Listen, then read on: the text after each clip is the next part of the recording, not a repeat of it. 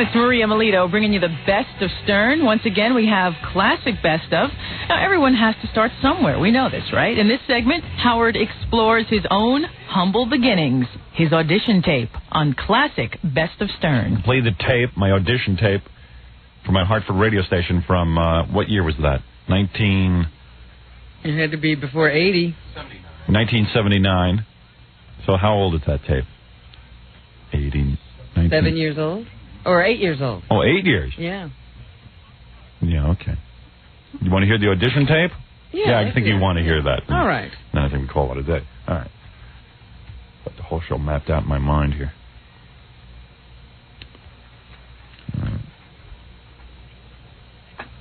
WCCC AM 1290 and FM 107.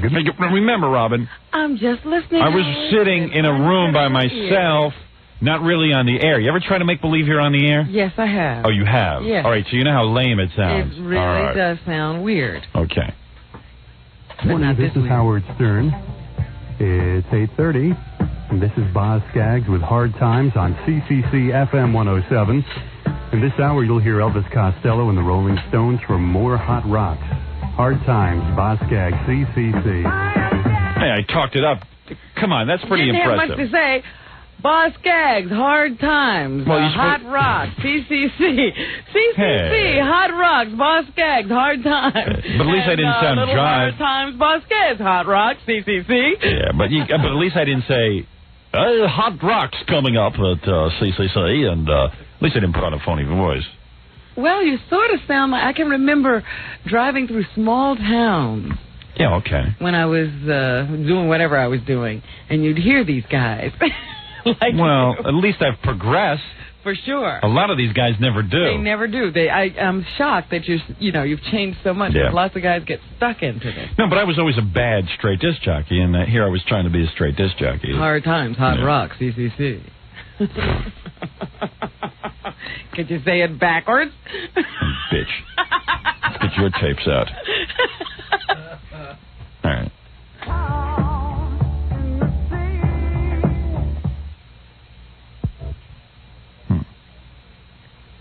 Where is What it? happened? Is that the whole end thing? of the tape? No, there was more than that yesterday. Here it is. Here it is. I want to know why this guy saved this. For me, I think. Yeah. He knew I was coming into your future.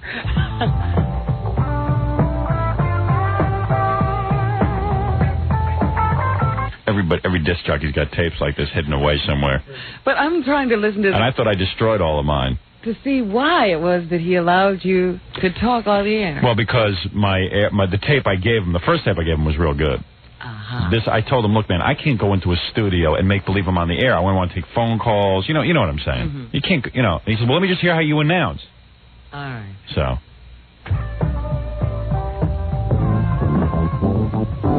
See, and then you had to do a segue for him. That had to be like the worst segue I've ever heard. World.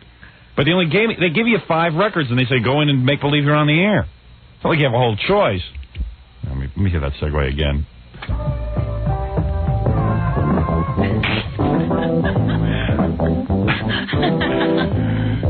And this was rock and roll radio. And look what we were playing. Yeah, Boz Skaggs and Stevie Wonder. Stevie Wonder.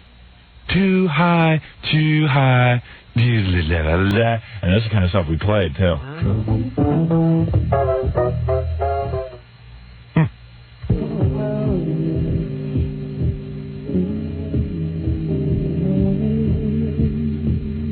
I'm surprised he did hire me out for this. They brought me back for 2 auditions. Oh, no. Yeah. Are you kidding? Yeah. They had to get more of this.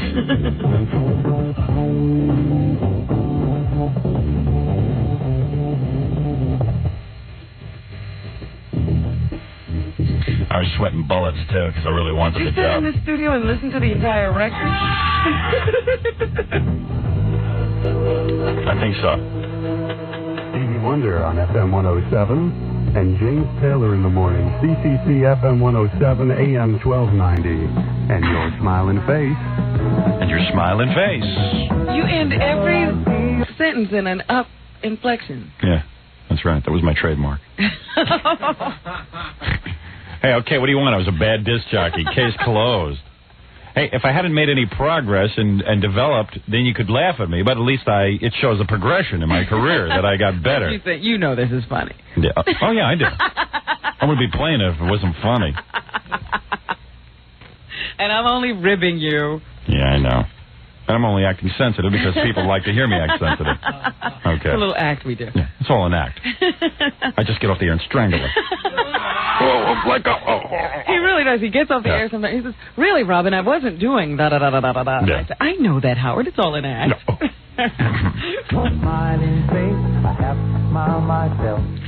This doesn't sound like a very funny show, I'll tell you that. But I told the guy, that's why they called me back for a second interview. I said, hey, man, I can't do a funny show sitting in a studio. Well, there was one commercial you were reading that was a perfect opportunity to do something with, and you just read it straight. Yeah, but that's all they wanted. I think. WCCC FM 107 and your smiling face from James Taylor, JT. The last time. Hey, that's the guy's nickname, okay? Trying to show it. I was probably a very young disc jockey trying to show the guy that I knew that James Taylor was JT. Trying to, branch out a little. Showing your musical knowledge. Hey, Martling, what are you laughing at? Let's put you in a studio. Let's see you do a DJ show. I think it's so easy. You're smiling face. Did you know his name was JT? See? You do now. I'm surprised you didn't, finish that up with Sweet Baby James. Yeah. You do all of JT, Sweet Baby James. Hold on, give me a call if you know another nickname for JT. I remember, too, having this weird sensation of having to urinate real bad because I was so nervous and I wanted this job so bad because I was just on the verge of getting it and I didn't want to blow it. Yeah. You stepped out to a nightclub. Were you disappointed? You were, weren't you? All that glitter? Yeah. Turned out to... See, the yuck was personality in those days. Just saying yuck was a big deal. That was it, huh? Because you know what you reminded me of? Yeah. This occurred to me yesterday. Yeah. You sound like the Cope. Yeah, I mean, if I hadn't progressed any, I'd be the Cope. Which isn't bad to be. I mean, he probably makes a good living. Cope isn't a bad announcer. But you can hear the nervousness in my voice, the young nervousness. But this is the style you were shooting for at that time. Well, this is because my father told me that I should learn how to be a straight announcer, too. That's why I never listen to my father anymore. I realize he doesn't know what he's talking about either. Then jive. So stop wasting your money and your time already and destroying... What was that about jive? Stop wasting your money and your time already. I love you. Oh. Hey, I'm trying to inform, okay? I was pretty pathetic. Wind that back a little bit. You can't wind it back? Yeah. No, I think the machine's broken. No, not too far. You don't want to have to listen to too much of this over and over again. CCC FM 107 and your smiling face from James Taylor, JT. JT? The last time you stepped out to a nightclub, were you disappointed? You were, weren't you? All that glitter? Yeah. Turned out to be nothing more than jive. So stop wasting your... Hey, that's pretty hip, huh? Don't you think? Oh, Howard. Cousin Brucey's laughing at me now. Yeah. Hey, come on. I was a young guy, all right? This was only 8 years ago. Yeah, but, wait a second. He should play you one of the tapes I did on the air at CCC. That was pretty good. That was pretty innovative stuff that I did. Okay. I made love calls. Tell her, Freddie. Yeah, he made love calls. What was that? And he actually called Leonard Skinner LS1. No. Tell her about the time I was on the air in Hartford, and I called up Japanese auto dealers. Oh, Bill was telling me one time you called Japan. Yeah. About Paul McCartney, and you go, hi, this is Howard Stern. You've heard of me. And they go, oh, yeah, we heard of you. Yeah. There was some pretty great stuff I was doing back then. That was one of the stories. That tape he doesn't send you, though. Yeah, he tells you about it. He looked all over for those. Yeah, he could only find this one. Yeah, this he found, my audition tape that is just me trying to be a straight announcer. Dingleberry. He's out of my will. Well, I was thinking about it last night. I was sort of rude to him, and I do owe the guy a lot, because he did hire me, and based on, being a crappy DJ. You weren't rude to him. You thought I was nice? Yeah. Oh, okay. Good. All right. I meant to ask you about that. Your money and your time already, and destroying those eardrums of yours at those other places. Bring yourself down to the Hard Rock Cafe, 165 Dexter Avenue in West Hartford. Every Wednesday, the Hard Rock Cafe features an all-night happy hour where you can get juice and still maintain your equilibrium, that healthy relationship with your... Hey, that's good that people remember you when you do stuff like that. Happy hour. Happy hour? You know I can't even read a live commercial now. What makes you think I could have done it then? From this. Oh, man. You're rude. You know that? I'm telling you, he's reading with so much comprehension. I don't even know what I was reading. Wallet. This Friday and Saturday, January 13th. I'm not playing any more of this. I can't take it. Stop it. I want to hear the rest. The Hard Rock Cafe goes national and brings in A&M recording stars, the Dirty Angels. The Dirty Angels I was into that, too. The Dirty Angels. I sound real young, don't I? Yeah, you did. Like a kid. You sound like a college student. Yeah. Well, that's basically what I was.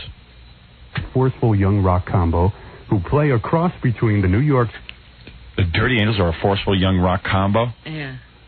Combo and rock. But that's not me ad-libbing. I'm reading. I know that. Yeah. Sound and traditional rock and roll. So coming January 18th and 19th, it's Canyon. And keep in mind that Wednesday is that all-night happy hour. That's January 13th and 14th for the Dirty Angels, and January 18th and 19th. Hey, come on. Get You got a trademark thing going there. I'm just trying to give them a little identity. No, get out of he here. was shooting for something here. What do you mean it was a mistake? That's enunciation. That's it's giving people an identity, Fred. Trying to cover the first. Yeah, Fred, we'll play your old tape. Bad as I was the morning guy. He was the overnight guy. Imagine what he sounds like. Let's go back to happy hour. All right, let's get back. We're Canyon at the Hard Rock Cafe, 165 Dexter Avenue. Just a Hard Rock Cafe in Hartford? It used to be. And I'm sure a lot of stars came to the opening. Yeah. Who did they have? That thing's gone through about... Whose guitar did they have hanging on the wall? The Fugs? I think it was a bogus Hard Rock. Yeah, it must have been like a bogus Hard Rock Cafe. Had to be. Yeah. New West Hartford, formerly the West Hartford Music Hall, but you knew that already. CCC FM 107 in the morning. You knew that already. Oh, Howard. Hey, did you like how tight that was? Right into the... All right, so it sucked. So we all knew that already. Look how tight it was.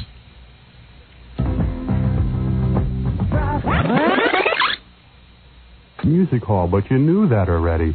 CCC FM 107 in the morning. That was excellent. Hey, what do you want? Wasn't that bad. I mean, for a kid. Is there more? I think there was just a little more. Hey, I don't really want to listen to that boring tape anymore. No, I think it was just about over. Yeah, I think it's over. I think it's way over. Now, Howard, we all had to start somewhere. Yep. Unless you're gambling, you don't get to go on a big station right away. Yeah. Hey, I really should have saved John Gambling Jr.'s college tapes. Because that guy had no improvement since college. I don't think he did the heart attack thing for sympathy. Trying to make everyone feel bad for him. Well, he's like moving in and acting just like his audience now. Yeah. He wants to relate to the audience because most of his audience have had heart attacks. Yeah. And are laying in bed convalescing. Oh, what a horrible thought. But that's true. That is true. WOR's... That's the way I figured. He was trying to be like his audience. You're like your audience. He's like his. In fact, WOR's audience is rated. People can't write stuff down. They have to call it in because they're all invalids and they can't hold a pen. You have to call him on the phone. So, yeah. He's busy convalescing in Florida. Yeah. And his audience is mostly convalescing in Florida. So that's pretty good. You're listening to a man who sees more naked breasts than an X-ray technician. Howard Stern. You're listening to the best of the Howard Stern Show on 97.1 The Eagle. Playboy magazine's Playmate of the Year stopped by one day, and Howard decided to test her knowledge of current events. Here's what happened on the Best of Stern. She's been waiting out there a long time, and I like to keep these beautiful women waiting. I just saw her out there. She's kind of short. A lot of times the girls are short. Yeah, but, you look in the magazine, and she looks tall. Because they put, she fills up the page. Yeah. Camera's very close. But also her legs are real long, you know what I mean? So, like, you think, For a short girl. Yeah, she's like... Boy, she's a hot-looking mama. This is Karina. Well, I just saw Gary walk by, but he's not bringing her in, I don't think. Is that right? But You better call for her again. I love when the girls are... I'm looking at her in the paper. I mean, in the magazine Playboy. I don't care. You don't need her here. I don't really need her. All right. Here she comes. Oh, here she is. Hi, Karina. How you doing? Now, what are you doing? You're pushing your breasts up. What's going on? I got these done for you on the way over here. What'd you say? Come on, sit down. What are you doing? I got these done for you on the way over here. Oh, those your real breasts? No. No, I mean, did you have breast? Oh, look at that. You have toilet paper. Did you put toilet paper in your top? Did you stuff? I just had them done for you, so you said that you wanted some. Oh, wow, look at that. Wow, you got somebody on you. Why the jacket? What is that? Is that a dress or a... What are you wearing? Are those tights? It's a jumpsuit thing. Oh, a jumpsuit. What's with the sports jacket? You have to wear that? Did I have to? Yeah. No, I like it. So I thought I'd cruise it today. Why do all you Playboy girls wear such conservative clothing when you come here? Because I'm conservative. Come on, take the toilet paper out of your top. I want to see you the way you really are. Wow, look how much toilet paper she stuffed with. I'll just... Were you up to... How old are you, 20? Set that right there. Yeah, I just turned 20 in February. Cool. I love youth. I'm 27. Are you? Yeah. I'd never be able to tell. So I'm not too old for you. No. I'm 38. You're an old man. Let's see, when I was 18... She was just born. You were 0. Isn't that something? Yeah, that You is look at me, wild. you see an old man, or do you see like a sort of a youthful kind of guy? I see a youthful kind of guy. Yeah. I mean, you don't... I like your style. Really? Yeah. Sort of freewheeling, rebel. Yes. A lot of 20-year-olds are attracted to that. Out of control. So how'd you get in Playboy? What do? They find you in some club or something? I'm going to take a picture of you because you guys are #1 in L.A. I know it. That is so cool. We rule. Howard rules. We're the coolest. You are.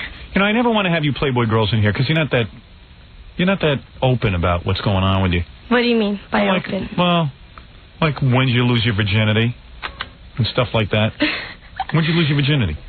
I'm still a virgin. You see what I mean? It never works out.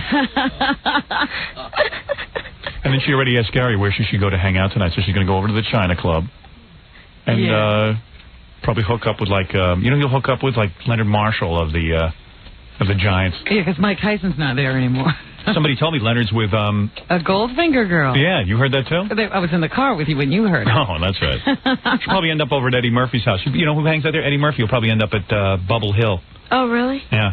Bubble Hill? Yeah, doing That's what Eddie. he calls his house. Oh. Be one of the hundreds of white women that Eddie has sampled. Right?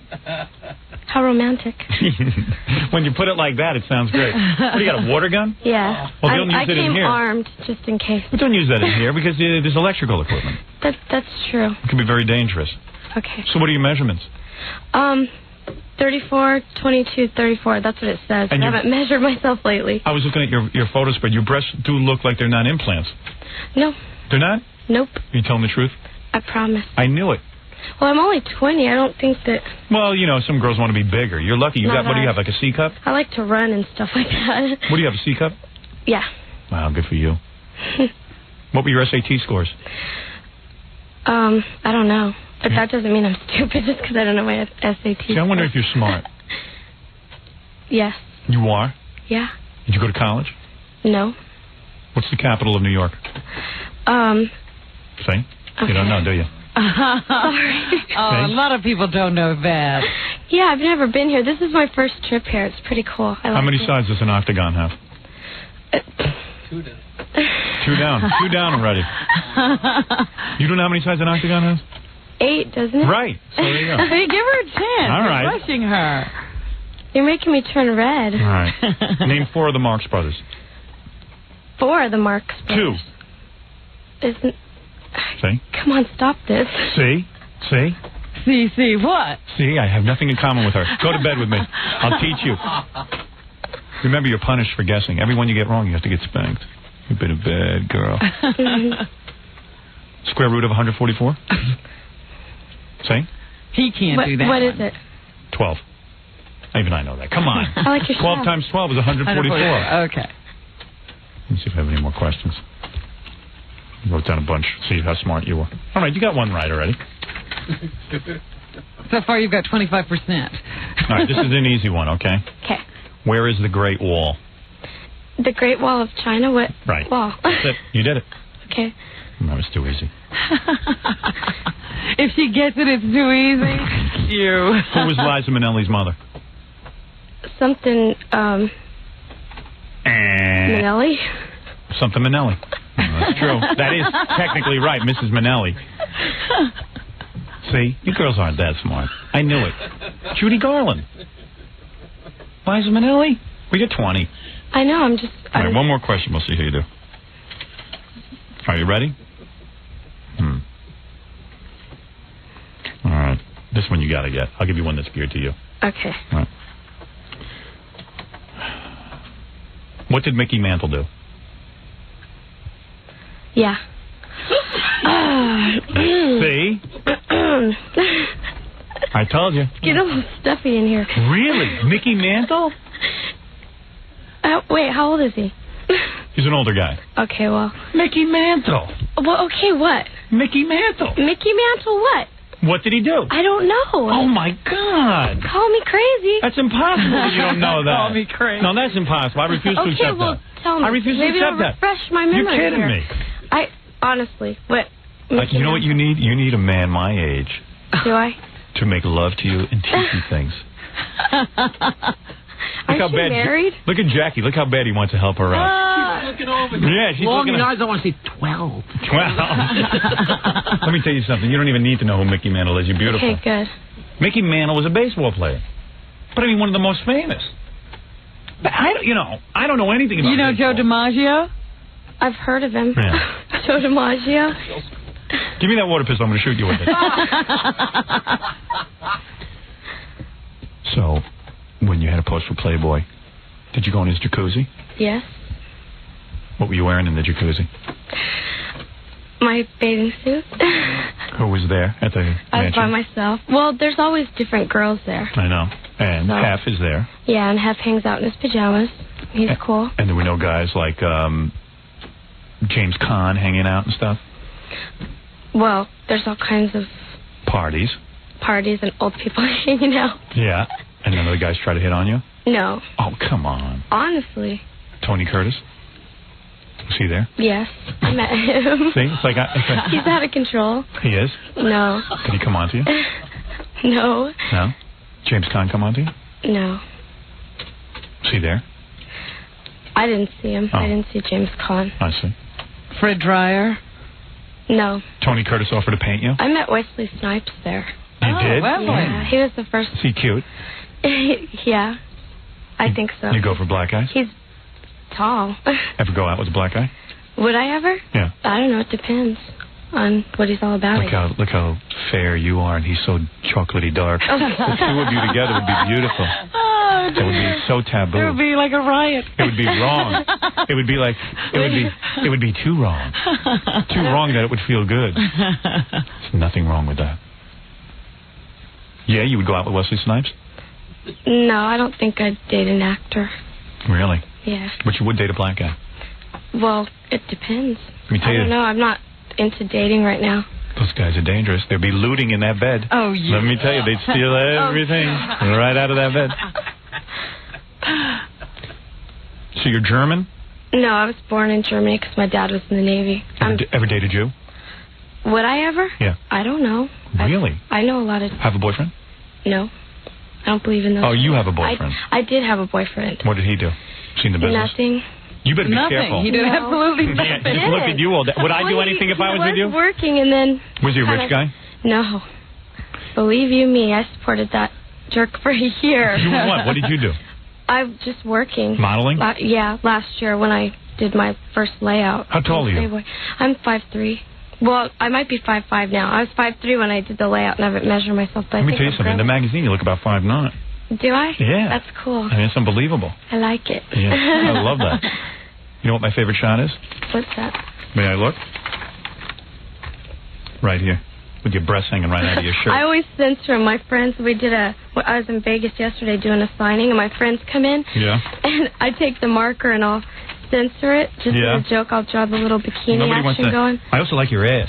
Oh, why, thank you. I mean, like yours, too. Thanks. No, you don't. You haven't seen it. Well, maybe she likes unusual things. Yeah. Things that don't look like what they're supposed to look like. Oh, man, I can't believe it. And what's this? You do poetry? Yeah, I like to write. I've been writing since I was... Gary said on your video you do a poem. Yeah. Oh, let's hear one of your poems. You know what? Wait a second. I'll give you some bongo music. Hold on a second. But Howard, I have to tell you something. Yeah. I write a lot of long poems. Yeah. And I don't really memorize them usually. In don't fact, know I don't even know. And right now, you don't know any of your poems? Yeah, I know. Well, give me 3 lines. Come on, do a little something. Let's see here. God, you put me under pressure. I don't have a sandwich to eat, but Whitey's on the moon. I'm doing some of my poetry, my street poetry. Really? Come on, give me something. Please. Let's see.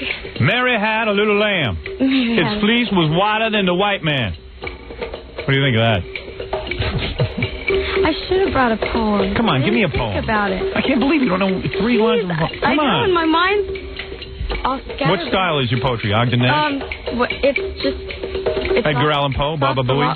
All kinds of weird stuff, seriously. I mean, a lot of the stuff. They published a boring one. Who do you like better as a poet? Bob Booey, the modern-day poet, or Edgar Allan Poe? Who do you like better? Edgar Allan Poe. And Have Baba you read Booey? Baba Booey? You haven't read Baba Booey? No.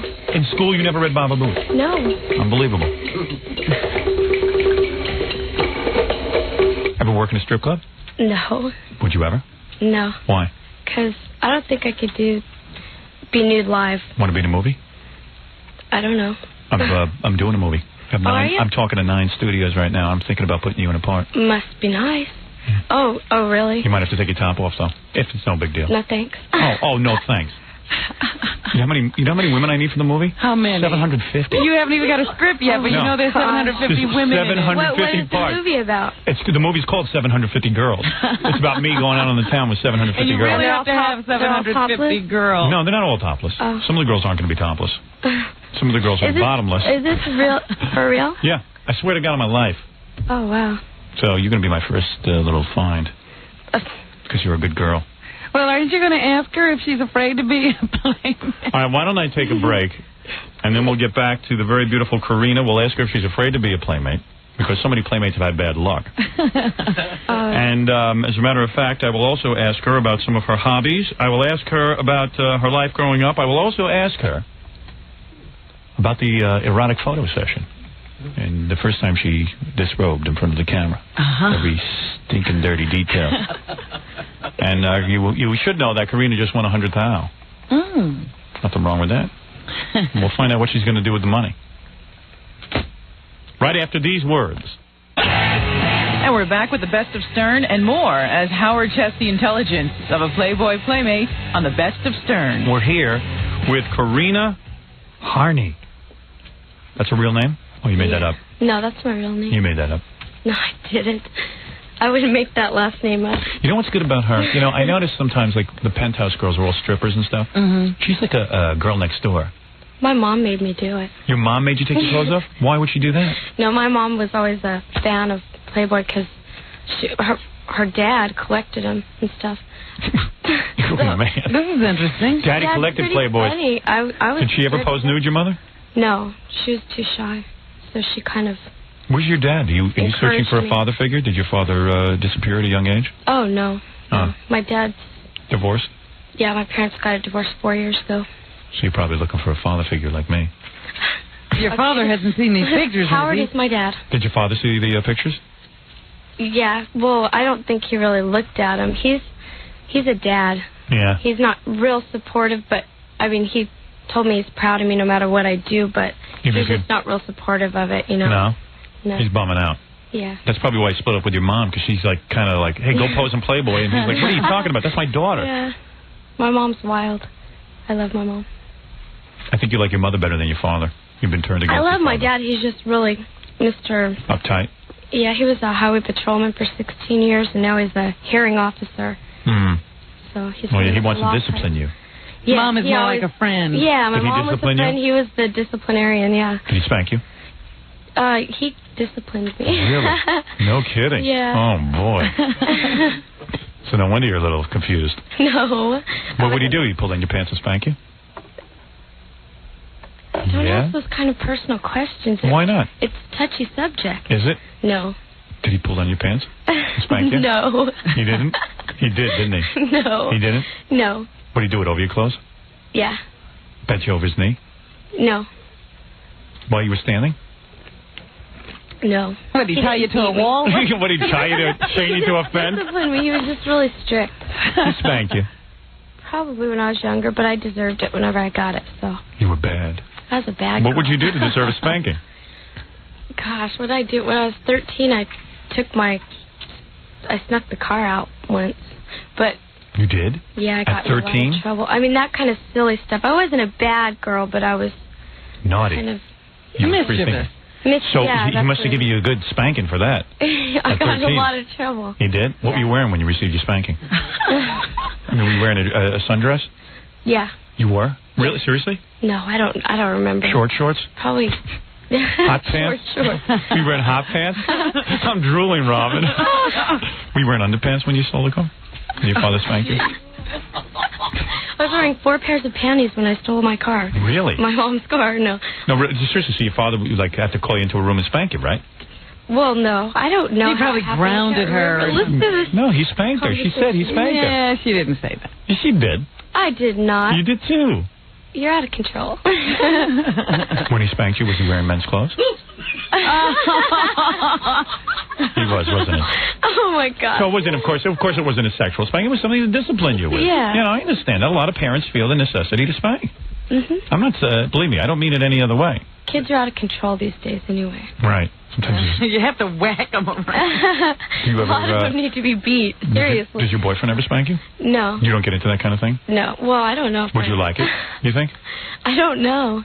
You don't know if you'd like it, but you might be open to trying it. Well, you never know. You open to trying a lot of different stuff in bed? You don't know. I don't know. All right, so you are a poet. You got the money, $100,000. What are you going to do with that money? You going to put it in the bank? I just got a little house. It's really cute. You bought a house? Yeah. In Vegas? It's not in probate right now because it's an estate. I see. And it has a garden in the front yard and the backyard. So your dream was when you won the Playboy money. Although when you win $100,000, then they take taxes out of it, right? Yeah, it's good to invest it in. So what'd you really get? Like $60,000? Let's see. By the end of the year, I'll have to probably pay a lot. So then how are you going to afford the house? Well, I'll be able to afford it. You will? I'll be working for Playboy for a while, and I see. Also, they'll pay you some additional money and stuff. yeah. I see. And then you got the video. Do you get a piece of the action on the video? Yeah. Oh, I certainly hope so. Women ever hit on you? I haven't seen it happen. No? Any lesbians ever come on to you? You know what, though? One time I was in Lake Havasu at the Jet Ski World Finals, and this girl was sitting there telling me, oh, my gosh, you have the prettiest eyes. And she was really a pretty girl, and I never would have thought. This is the only encounter I've ever had like that. And, I mean, I don't know how a lesbian would come on to you, or, you know. Did that turn you on, though? No. Not the slightest? It was just funny, because a friend of mine whispered in my ear, she's a dyke. She's a dyke. Yeah, those are three beautiful words. They just kind of told me that. She was, I don't know. Now, what about this idea that Robin brings up? Aren't you afraid of being a Playboy Playmate? The curse on the Playboy Playmates? After all, so many of them have died. Curse associated with it. Curse. What do you mean by a curse? Well, in the sense that, you know, Dorothy Stratton. And, they all get into trouble. They all hook up. Bambi. And, they all hook up with the wrong guy. The two playmates who are the playmate who's now in jail. You have the ones that prosper from it. You know, you have a lot of girls who've made it good. I mean, there's just a lot of girls involved with Playboy, so you're going to get the bull. Now, your brother, your mother, and your sister are on the video with you? On the Playboy Playmate? My brother is hilarious. Really? He is so funny. Well, you're a very beautiful woman. And what else did I say I was going to ask when we got back? Oh, about the photo shoot. Yeah. So had you ever been nude in front of, like, a group of guys before? No. Well, for the Playmate of the Year shoot, I had what already happens? worked so I was used to it. The first time you had to pose nude, what do? Like you go into a room somewhere and a guy picks out outfits for you to put on? No, not a guy. It's mostly women. That's why I felt comfortable. And who shoots the pictures? A guy? Richard Bagley. Yeah, he's been with Playboy for 20 And do you just come out of the room naked, or do you disrobe slowly? Yeah, you disrobe slowly. You do? Like you tease them and then you whip off your top? You turn on the strip music. No, I'm just joking. Not really. You take off your sports coat. Aren't you hot in that? No. Can't believe it. You're squirming around. Am I turning you on? Are you getting cold hot? here. You're getting a little hot, though, aren't you? No. Admit it. You want me. Oh, I'm sweating. Do those photographers keep like a Dixie cup by their tripod? Oh, No. you. Do they? What do you mean? You know what I mean. You're not naive. You might not know a lot about world events. A lot of the Playboy... I'm a worldly naked model now. What do you mean? I'm worldly. No, you're not. You didn't even know the answer to Mickey Mantle. I know. All right. I was trying to pretend. Who won the Vietnam War? Who won the Vietnam War? Right. Nobody did. Good answer. That's another right answer. Although I think the Vietnamese won. won. I mean, when you think about it. We say nobody won. Right. Mm-hmm. Name the three major presidential candidates. Right now? Right now. I don't even watch television, and when I saw them, I tried to discard their names from my head. Wait a second. Not You can't to be name. rude. You can't name the three You major don't know the presidential president candidates. of the United States? Oh, the president of the United States? Who's that? Bush. Well, he's one of the candidates. Oh, okay. Well, then Bush. Who's the other two? I don't know. You I don't forgot know? their names. No, That's lots impossible. of my friends don't know either. It is not. I don't like to watch television. Boy, a lot of Are you going to vote? Well, I will if I see someone that is worth voting But you're not for. watching. You're not watching. How will you see them? Well, because when I have seen them, I just... You've got they some haven't breasts. did anything that... I don't even care that you don't know. Your breasts are unbelievable. How do you see them? Because I'm seeing the top of them. The cleavage. The cleavage is outstanding. Oh, I thank you. How much you weigh? About, I don't know, probably 110 now. By the way, the other presidential candidates are Fred Norris and Scott Salem, just so you know. No, they're not. Oh, yes, they are. Oh, okay. I know. You're wild. All right, I'll see if I can give you one that you know. All right, you ready? I'll give you an easy one. Who's the publisher of Penthouse you're competing? I don't know. I don't pay attention to them either. Really? Can't believe it. Let's see. Who's the leader of Iraq? Forget it. Because if you don't know who's running for president, forget it. Because you know stuff that girls have to know. You know about makeup and hair and all that kind of stuff. Not really. Yes, you do. You're perfect. You know exactly what you're doing. Yeah, right. You know my name, though, right? Yeah, what's my name? Let's see. What is your name? Let me tell you something. So what are you going to do? You going to go to the China Club tonight? I don't know. Troweling for rich guys? I'm telling you. That's what all the fun. No, don't shoot me with that water pistol. You just keep that down. She's going to hook up with a rich guy. You think so? Oh, yeah. No. You should, though. Why not? You're so beautiful. Why not? Why not? Why marry for Why love? marry a poor guy? Right. You know, it's just as easy to fall in love with a guy with money. Yeah. I guess I just don't want to fall in love yet, so I don't even... But if you're going to the China Club, you're going there to meet celebrities, believe me. Oh, really? Yeah. Ever meet any celebrities? Have I met any? Yeah. A few, but Do any of them, were you attracted to any of them? not really. No. I see. Well, and you want to go back to school? Mm-hmm. And do what? I want to write still. Right. So I'll probably take some literature and English classes and... Man, if you were in my class, my head would burst. I hope you wouldn't end up in a class with me. Wow. When I'm at You home, didn't shave. I You don't shave that much. I'm looking at the picture here. I just noticed you keep quite a bit down there, don't you? Why didn't you shave more of it off? Why did you keep so much hair? Crazy. Look at that. There is a beautiful picture of you laying on a bed. You are completely wide open. You're wearing a chiffon. What is that? What do you call that? I wouldn't even know. It's a see-through blue dressing thing. Yeah, one of those. What do you call this, Robin? This blue thing. I can hardly see what that is. Is it a gown? I don't know what that is. Did you see Archie the horse? He's cool in there. I like him. What horse? At the beginning of the pictorial. Screw the horse. I'm looking at you. Look how much hair you left. Why did you do that? Did you wax that or did you shave that? That's not a lot of hair. Oh, that's a lot of hair. No, it isn't. I would have cut down this right here. Let me tell you something. That's extra weight when you jog. Oh, is it? Now, how do you stay so thin? I mean, there's probably not any cellulite on your body whatsoever.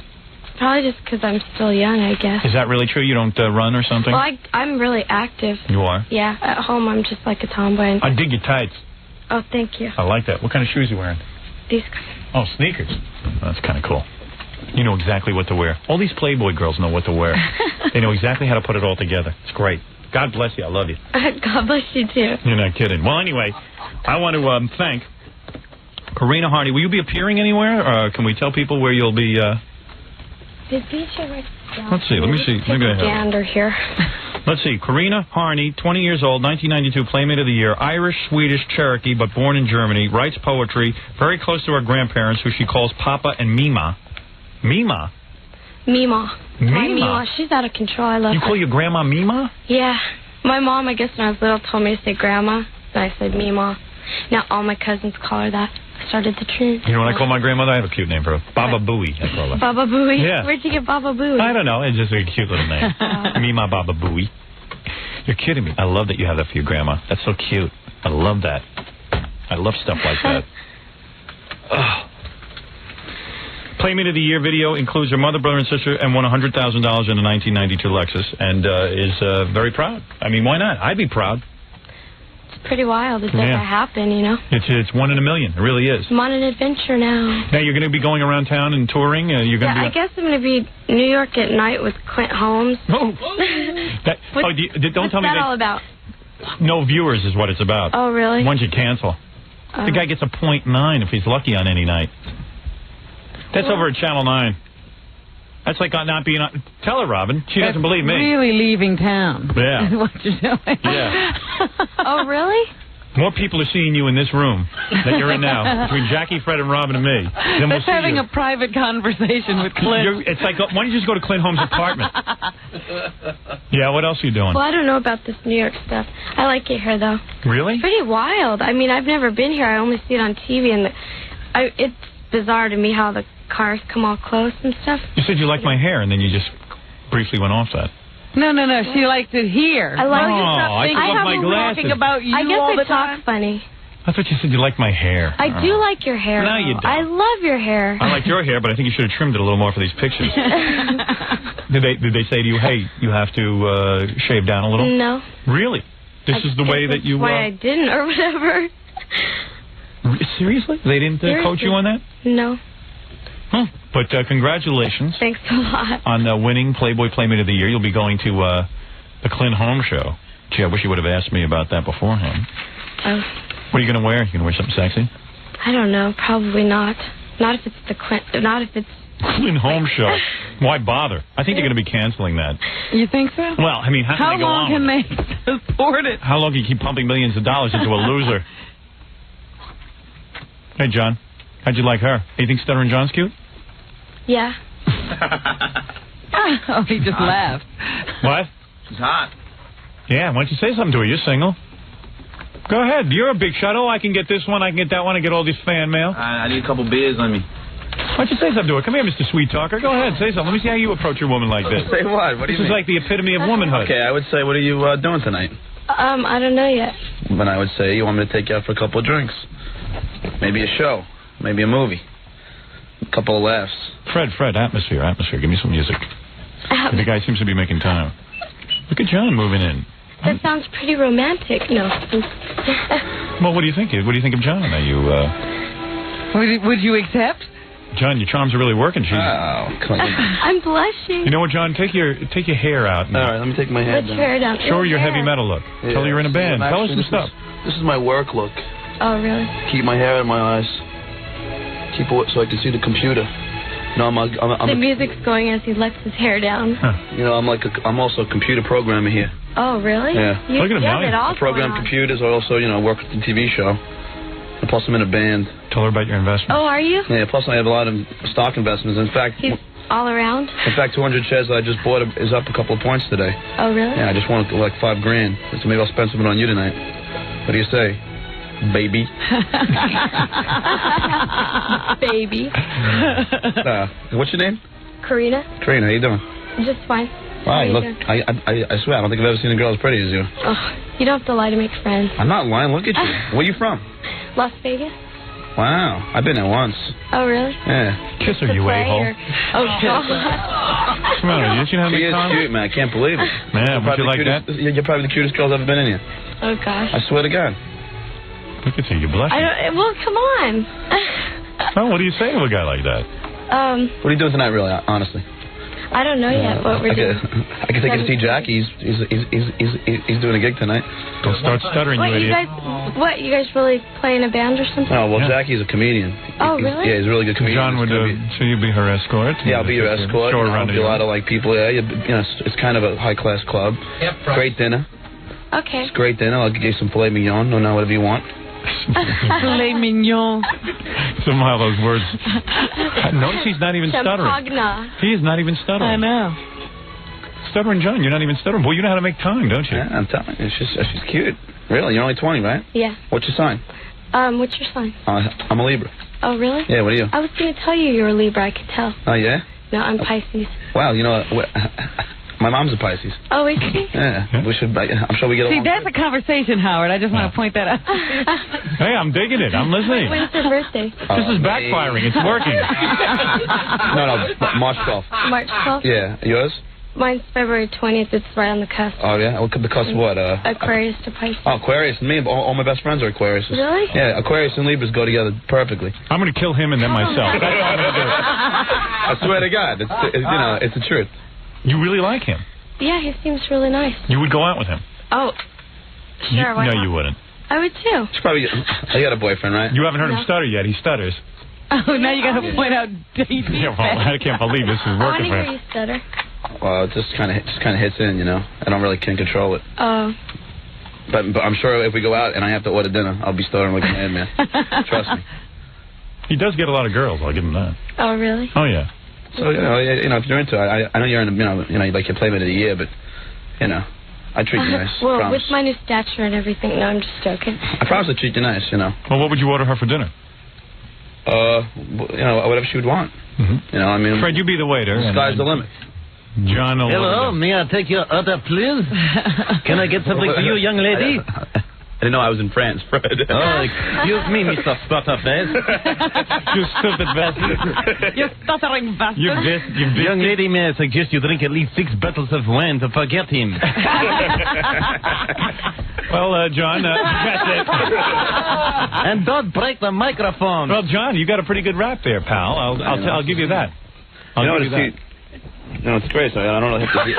Well, maybe she's more Ganji's type. Let him have it. Hey, Ganji, why don't you come in? You want a shot at her? Ganji's out there in the hall. Oh, really? If you ever were into it. Ganji? Are you familiar with New York City? No, this is my first time. I show you around town, you know. We do a lot of stuff around here. I take you, like, into the View. It's like the restaurant kind of rotates on top, you know, and you look over the city. Nice dinner. What's it called? It's called The View. Oh, okay. That sounds cool. She don't want you, man. She doesn't think you're happening enough. I know. That's the whole... You can tell, like, she's being nasty on the air. I'm in the Daily News She today. just wants to take your picture and sign it. Show her you're in the Daily News today. Show her. I'm gonna look. What are you, an idiot? Get it in, get the picture in there. Then she'll get hot. Oh, right. Walk around with that tape. Tape it to your forehead. The one picture's got don't look like... See, I'm in disguise, see? Read about it. There right it is. That's him. Oh, I like your style. See? Yeah, he's in disguise because he's a reporter and he went undercover. That's so funny. See that? That is so funny. Oh, she's warming up. Oh. It's so hard to get a Playboy Playmate of the Year. They're so full of themselves. You're not. You know, you're a very nice girl and everything. I say she's got a boyfriend, that's why. Yeah. No, I don't. I'll bet money on it. Anybody would go for John, but she has a boyfriend. Right. Yeah, normally they would all jump right into the sack with John. After that schmooze, forget it. I thought you were in love with your girlfriend. Yeah. I am, but you wanted me to do this, right? Yeah. I don't want you to do anything. I think you really wanted a date. Well, listen, you know, she's, you know, I'm not married yet. That is true. So where's Ganji? Let's see how he does. Oh, come on. Come on, go get Ganji. Is he back at the computer? Hey, let me hear his rap. Come in get here. him in here. I think you're adorable, and I'd love to take you out if you're ever into it. Okay. All right? Thanks. Okay. Now, and I'll bring in Ganji. Yeah. See this guy. He thinks he's. Let me just say, he told me. He told me and Robin that he's God's gift, right, Robin? Well, will you stop? Just let Ganji come in here and do his thing. Yeah, John. I'm sorry. Don't sabotage the dude. Go get him. Go get him. Look at John, man. Yeah, go out like so many other losers that meet this girl. I know. You got that major cash to get this kind of tukey. What's wrong with you? Get out of here. Go get Ganji. Me too. And you get Ganji in here. Let's hear his rap. He says he can get anyone. Where's that stupid pervert? Does he have hair like him? No, he's got a clean cut look, this Ganji. He doesn't know heavy metal. Oh, you like the heavy metal look? Yeah. You do, right? You like me. I'm a heavy metal guy. That's right. I care a lot. Yeah, me too. It's important. You know what would really look good if we were both naked in bed and our hair was like, just like, you know what I mean? Like just flying all over the place. You both got tangled up in your hair. Entwined. No. That heavy metal look. Ganji's got the heavy look without the metal. Yeah, without the metal. Well, where is he? Where is that imbecile? What's his name? Ganji? Mike Ganji. Oh, here he is. Here he is. Hi, Ganji. Hello. Hello. Hold on. Hello. You think he's cute? Hello. Hello. Hi. He wants to be. Let me give you the lowdown on him. He wants to be a I heard disc all jockey. about you. He wants to be about me. I heard how wild you are. Yeah, okay. What show you been listening to? Well, why don't you say something? This is you liked her, didn't you? Weren't you drooling over her in the hall? Well, here's your opportunity to talk Did to you her. tell me how you were going to eat her up? Yeah. That was my method. No, I told you inside when I saw her inside. Well, this is Karina, and This is Mike. I'm Mike. Mike. Hi, Mike. Not Ganji. That's my last name. Now, let me tell you something about Ganji. When he orders dinner, he won't stutter. Because that's the one thing he does well. Show your breasts. So go ahead, Ganji. Talk to her. You know, I'd love to take you out one night. I think you're really pretty. I know you probably get the hit on like all the time. I feel like a big idiot with all these jerks. Yeah, we're jerks, all right. By the way, Ganji was 19. Funny, man. Do you like him? Ganji? Yeah. Yeah, he's cool. Oh, Ganji's cool? Yeah, look at his face. Maybe I ought to get your girlfriend in here. Jen. Yeah, you know, it's like Where is Jen, Gary? Bring her I'm in. getting married. No one's getting... Oh, when is Gary getting married? Gary's the one getting married. Oh. Yeah. You and I are getting married next year. I don't know if I want to set the date right now. I wonder if I'd leave my wife for her. No, you would not. Sure I would. That's not very nice. She's not going to be with you and living in a flat. Oh, here's Jen. All right, Jen. Well, here's our own playmate, Jen. Jen, look at him. He's down on his knees. Jen, how long have you been going out with Ganji? A year. And don't you have a certain kind of relationship where you trust each other? I trust him to a point. Yeah. And here he is on his knees to a Playboy playmate. How can you trust a guy like that? Well, I know he probably wouldn't have the guts to really go through with it. Do you want to scratch Karina's You don't eyes think out? he'd have the guts to go through with it if he's she got said the guts. yes? Do you want to scratch Karina's eyes out? Is that how you say? No, you don't. You don't care. Well, let me tell you something. Jen is very beautiful. Why are you busy with that? Jen said she would let me, go. You know what he told me? He told me that Jen said she let him sow wild oats. Yeah. Oh, really? Jen, you would let Ganji sow wild oats? Well, he's always saying how he wants to, this one, that one. He's never had a long relationship or whatever, so, he's never gone out and really gone free or whatever, so I think I would let him do that once. Notice nobody wants to go free with him. Yeah. He's free, but by himself. He's tried, believe me. Well, in addition to sowing your oats, you've obviously eaten a few. So, Jen, does it disturb you how heavy he is? No, what is your honest opinion? Am I heavy? Come on. Oh, come on. No. Karina, do you think he's heavy? Karina, be honest. He's healthy. I'm healthy. All right, you two. You two lovebirds. You two lovebirds go up. Hey, Ganji, you got some rap with the ladies, let me tell you. Well, come on. She was listening. She knew I was coming in. What am I supposed to say? Hey, you said that was your rap. That was your rap. That was your rap. Did you like him, Karina, or do you find him attractive in any way? No, not at all. You don't find him attractive. Well, I guess he's all yours, Jen. All right. Oh, I'd love to see it anyway. I mean, you took forever with me anyway. Ganji weighs more than the two girls and Fred put together. Well, all right, you kids. Go ahead. Ganji, you were dynamic as usual. Be honest with me, Karina. Who did you like better, Ganji or John? Stuttering John. John's the stud. John is definitely better. But no, I just meant that because isn't he the one without a girlfriend? No, he has a girlfriend. Oh, never mind then. Right. Oh. Neither one of them are hot. You wouldn't even consider going out with a guy who has a girlfriend? I mean, no. He can't be sitting around waiting for you. You don't want some loser who can't get a girlfriend. Well, anyway, I see our time is up. Karina is here. Buy the Playboy magazine. It is on the newsstand right now.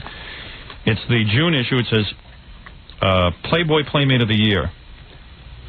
And guys, go over to the China Club tonight because she was considering Mike Ganji. If she considered him, she'd consider any one of you slobs. All right, Karina Harney, everyone, 20 years old, and now the Playmate of the Year. I had fun with Karina. She was very nice. I'm glad you came in. She was a very pleasant personality. And you're nice, and watch her on that despicable show tonight. New York at Night? Yeah. Bye, guys. Bye. Nice to meet you. Did you have fun? Nice to meet you, too. You had a good time? I did. All right, good. You better study a little, though. You didn't... Oh, I know. Right. I'll go back to school. Let me take a good look at you standing up. Can you just open your jacket? You can't? No. Why? It's locked. 100,000. Oh, come on. Oh, I got to pay 100,000 to do that. Yeah, I'll open it. Come on, open it up a little. You just see what you're wearing. Boring. Oh, let me see. What exactly are you wearing? Let me see. That's like a bodysuit? Yeah. Oh, come on, open your jacket so I can see it. It's kind of see-through, and Let me see. It is not. I can't see a thing. Wow. That's fabulous. That's fabulous. Thank you for that. Bye, you guys. I'll be thinking about you tonight. Okay, same. Sure. Oh, yeah. Ditto. Yeah. She forgot already. Yeah. She's out the door. She forgot my name. Who's he again? Mickey Mantle? Yeah, I was on the radio with some guy, Mickey Mantle. I'll kill John if he touches her. He was doing pretty good there. Yeah, John has a rap. He certainly does. What's your sign? I never thought that would work, but it did. I always feel too stupid to say something like that. All my best friends are Aquarius. He comes right up with it. I start questioning her and belittling her and asking her who Mickey Mantle is and who the 3 presidential candidates are. Well, what do I know? We got to take a break. We'll be right back. As you know, when Howard takes a phone call from a listener, he never knows what he's going to get. But this guy, well, what can we say? This guy was just too much. It's classic Best of Stern. Let's just call this guy. All right. What's his beef? Is he just calling because he's upset about something? Yeah, I think he's upset that I said Steve Allen wasn't funny or something. Oh, one of those. But I think he talks about everything. I think he just, like, we can just wind him up and he'll go.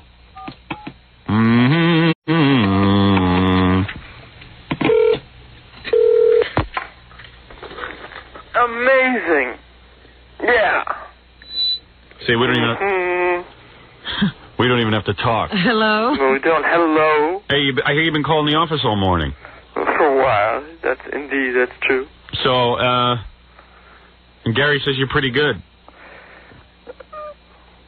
Oh, well, what do you have on your mind that you want to tell me? I gotta get now you're on the air. Let's hear you do something. Well, buy low, sell high. That's a little late. What? I said buy low, sell high. Gary's sweating over there. He's hoping this guy has something to say. What about Steve Allen? Yeah, what were you calling up about Steve Allen? No, I thought it was a distinct threat to you for a while, but then I learned he was on the afternoon, and then I said there was no problem. I wasn't calling up. I heard it, and then there was no, and I thought it was on the afternoon, and then there was no problem, man. Gary, pack your bag. Yeah, it's not a bag. Yeah, pack. No, listen, wait a second. Don't give me this. Steve Allen is a brilliant man. Now, I thought he was an extreme competition. If he was on the morning, he might have really problems for Howard Stern. But then, I heard him it was on the afternoon, then I heard him in the afternoon, then I heard him. There was no problem at all. I didn't think it was funny. I thought Howard Stern blew him away, man. There was no problem. He absolutely blew him away. I cracked up for Howard Stern. Steve I think he's one of those guys got some good, that we could just keep talking. Yeah, and he'll but talk if he on had his nothing, own. then Steve Allen couldn't do anything. As far as current humor goes, yeah. Well, this is what Gary thought was funny. And what's the problem? No problem. No problem here. I just want to find out what was on your mind. You keep calling the station. I said, hey, let him get on the air then. Yeah, well okay, you just feed him. Have a great loss every once in a while. Is your wife keep going. shuddering, man? She can't get new. See? No, he's on my wife. New furniture or something. Hey, maybe this guy is pretty good, Gary. Well, hell's broke loose as far as financial situation is concerned. What's he talking about? And I guess he's talking about the stock market. He's analyzing the stock market. This isn't King Broder, is it? No, it's not. It's, wait a second. I can't hear what you're saying. Let me. No. I can hear what you're saying. I'm not saying anything. I'm asking you. He's analyzing. I'm just asking you what's on your mind, pal. You called up and you said every minute, do me a favor, don't call the office every minute if you have nothing to say. No, I have plenty of things to say. Yeah, well, obviously why you don't. were you calling? Why are you calling? And why are you drunk? And why are you drinking this early in the morning? Because I have to get to sleep. You have to get to sleep. So go to sleep. Don't bother us. You have nothing to say. You got nothing on your mind. You wouldn't abuse me and say I have nothing to say? So here we go. Watch. Gary, I can't wind this guy up. I couldn't wind him down. How come when you get on the air you got nothing to say? I have everything to say, Howard. What? I have everything to say, anything you want. What do you do for a living? What do you do for a living? Oh, no, he doesn't have anything to I'm say. a computer consultant. Oh. How boring. And you drink? And you drink? To go to sleep. To go to sleep. You can't get to sleep without drinking. But I have everything to say. What? He's talking to 5 different people. He's talking to us on the radio and on the phone. Hey, we're trying to talk to you. What do you got the radio on for? No, I can get to sleep. Anyway. Howard, you're amazing. How did you come from Long Island to... He drove. Okay, you want to talk to me directly, Howard? I'm going to pull the thing off my ear, and if you could talk to me directly, I'd love it. I'm talking to you directly. He's okay. I don't know what to... Okay, fine. That's Hearing voices in your head. Boy Gary. What? I thought it was Boy Gary. Pardon me. What?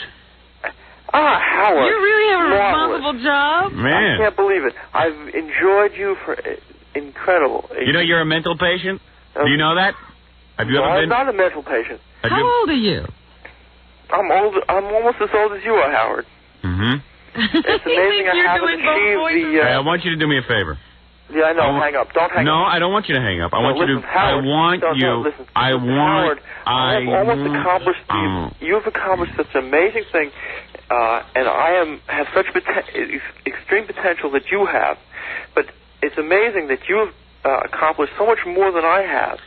Though I have such potential, that the same potential as you have, in fact. So you have no potential. You drink at 7:30 in the morning. You're going nowhere. Listen. Go jump into a 22-foot well. No, 20-foot well. The little girl was dragged out of a 20-foot well. You don't want me to be dragged out of a 20-foot well. No, we're hoping that before they cement it, you jump in and then we'll pour cement in the well. Yeah, I am sure you do that. Hey. Now, what about your potential, sir?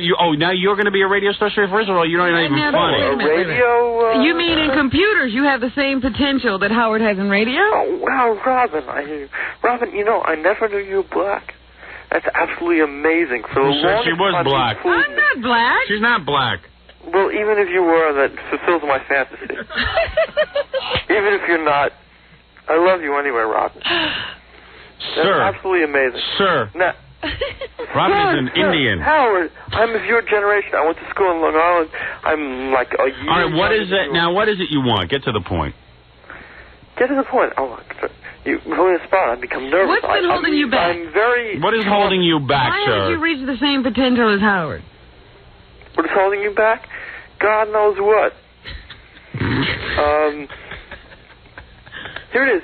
Buy low, sell high. Tomorrow, listen, digital equipment is 136 now. It was 182 the other day. Let me ask you a question. Were you ever dropped on your head like Richard Belzer? Yeah, I was, actually. Well, my parents, when I was in the bassinet, my parents, they turned away for a second, and I, rolled off, and they, hit me on the head, and that was it. And that's it. My brothers are fine. My brothers all went to Ivy League school. Let me ask you something. Do you hear yourself? Or is it are you totally... No, I pulled the headphones off. No, I mean, do you hear yourself? Do you hear what you need? You are in dire need of help. Yeah, I know. You're like a mental patient. I understand. No, not a mental patient, but I do need help. You do need a lot of help. Are you married? Are you married? No, I'd love to be married. You live with your parents? No, I don't live with my parents. You got a girlfriend?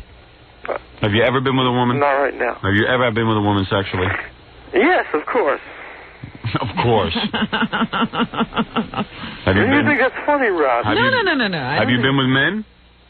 What do you mean, sexually? Yes. No, certainly not. You've never been taken by a man against your will? No. I don't look forward to it. Listen to me. I want you to call... let me see. What do you mean you want me to call? I want you to call this number. I want you to write down this number. No, I'm not writing down this number. 1-212... Now listen, Howard. 226-5353. Oh, I can't believe that. I should record it. Oh, wait, don't call that. That's the sexually transmitted disease number. Yeah, right. Well, call, God knows, 5 years ago. Call this number. Call 212... There was this black hooker I had 3-4 years ago. You go to hookers? What? Not right now, but a long time ago. And I never thought of anything then. But God knows, AIDS on me. I might have it. Are you worried? Are you worried about AIDS? Well, give him the AIDS hotline. All right, here it is. No, don't give me the AIDS hotline. No. Have you ever put a dress on? A dress on? Have you ever wore your woman's clothing? You ever wore women's clothing? No, I never wore women's. Let's give him the sex crime hotline because it's a crime is Robin, I hear you. I got a general helpline number. Would you like the helpline? Every radio station has 25 numbers you can call. You want the helpline number? Who is I wish I could hear this, man. Who's controlling your mind? Let me ask you that. Who's controlling? I don't believe in God. I'm not an atheist, but. Don't believe in God, but I'm not an atheist. No. Are you a songwriter? Well, who is controlling your mind? No. That's what I want to know. Because most mental patients. Controlling my mind. Yeah, but isn't there like somebody else controlling your mind? No, me. I'm the all-powerful. I'm omniscient. Maybe we give him the cosmic muffin number. I'm absolutely omniscient. In fact, let me give you the suicide hotline, but do me a favor, dial it wrong. Lord Bauer. No one could ever conceive it. What? It brings joy to the whole world. What? Lord Bauer brings joy to all your listeners. Lord Bauer. In fact, if I wasn't so anxious at the moment, I could be very charming. However, at the moment, I am not. So, Howard, you must provide some impetus so I can make something humorous. This is why we must arm ourselves. I am not like Omar. Yes. Or let's see, who do you live with? Your parents? No, I haven't lived with my parents for. You live alone. You live alone. No, I live with a roommate. Mm-hmm. There's a Where's black your belt. roommate? Is a 5th degree black belt. Where is your roommate? He's asleep. Mm-hmm. Just barely, though. Because I'm shocked that someone's living with you. Yeah. You are. How do we really know someone's living with him? Well, you don't want to live with me, Robin? No. Oh, come on. Don't you have to get to work? What? I get to work. In fact, I'm on like an evening shift right now, and maybe by 5:30 I'm going to be going to work. All right. Listen, Howard, I can't believe you live with you. You actually live with your wife, and you really have 2 kids? That's actually amazing. You have 2 kids. Why is that so amazing to you? Well, if I'm 30 and you're 33, in 2 years, I might have 2 kids also. Oh, let's hope. Can you conceive that, man? I might have 2 kids in 2 years, just like you. Or I might have the sexual impetus that Robin has. What? That would absolutely be mind-boggling. Having 2 kids just like you, or having the sexual impetus that Robin has. Having sexual what? Sexual what? Impetus. Impetus? Impetus. You look it up. Hey. No, we know what impetus is. We just didn't understand. Oh, really? You didn't just understand. I speak clearly and distinctly, my good man. No, what is this? Who are you, Lord who?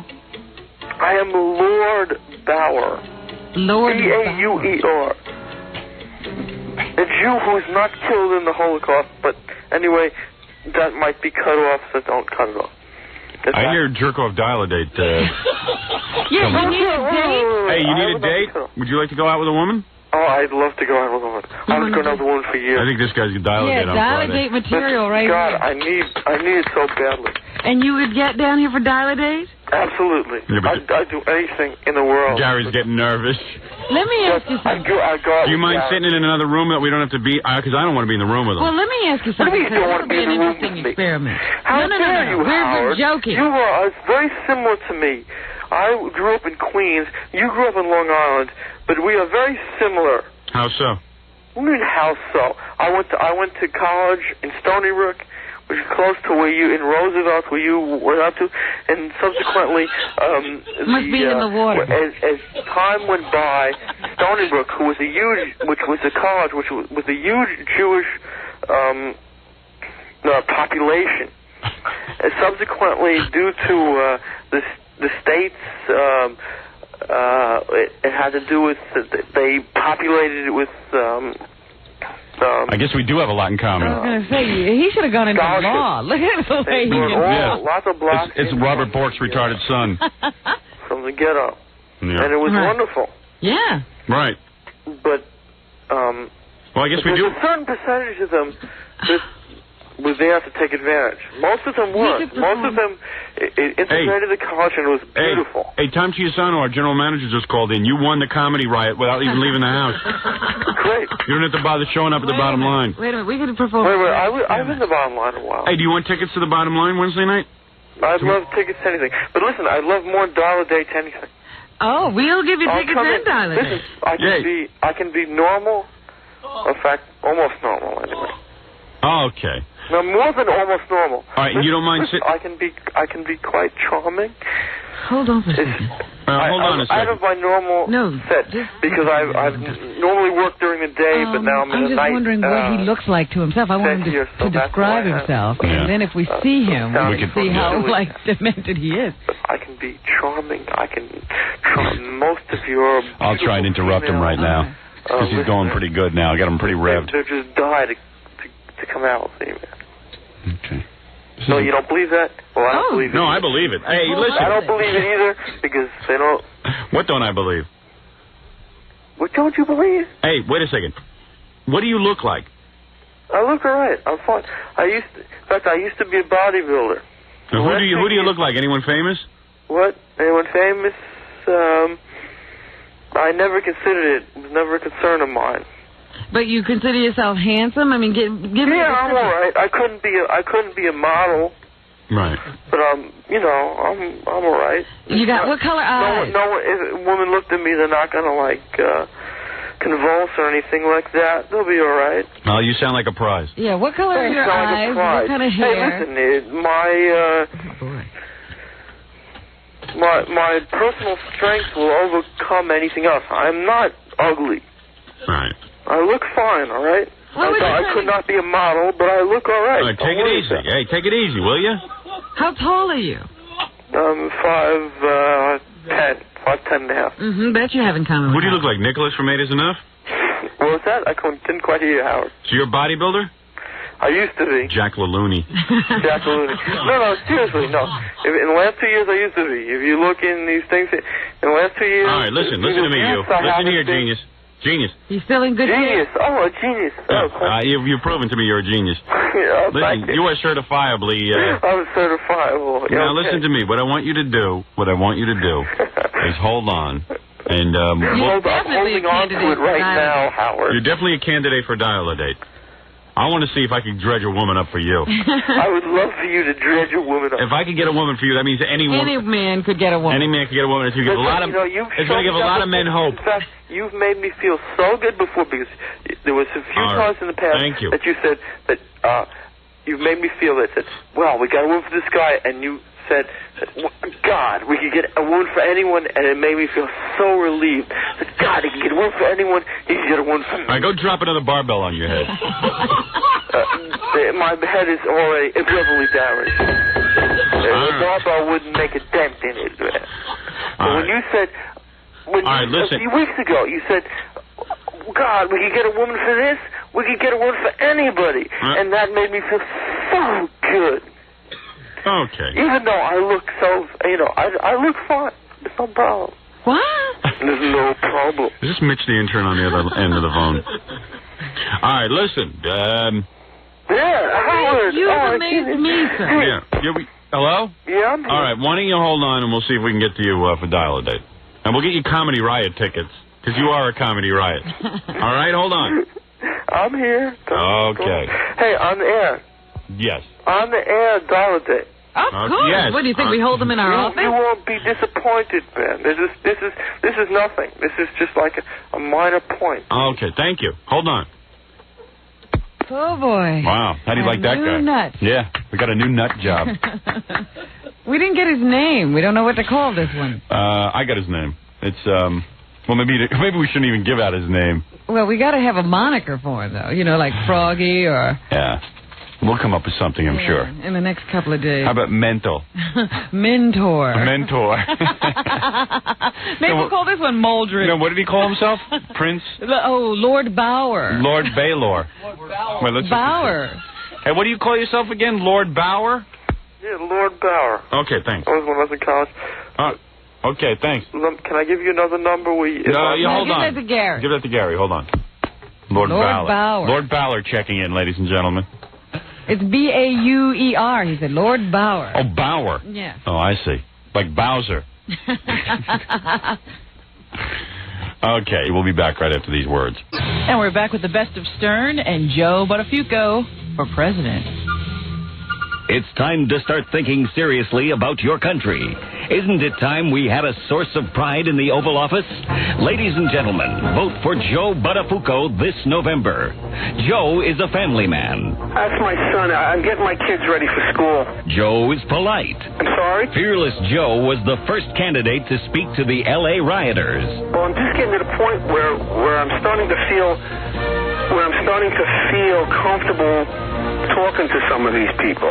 Here's what Joe said to the L.A. hooligans. Come on now, be nice. Compassionate Joe nursed the ailing Mother Teresa after her last stroke in India. She really can't do much for herself. I'm doing everything as far as bathing her, doing her hair, whatever I have to do. Whatever she did, man, I'm doing it. He's no Bill Clinton. I'm faithful to my wife. Does Joe want to be the first Italian president? Yes. Does Joe know how to handle the budget? Yes. Can Joe tell time? Yes.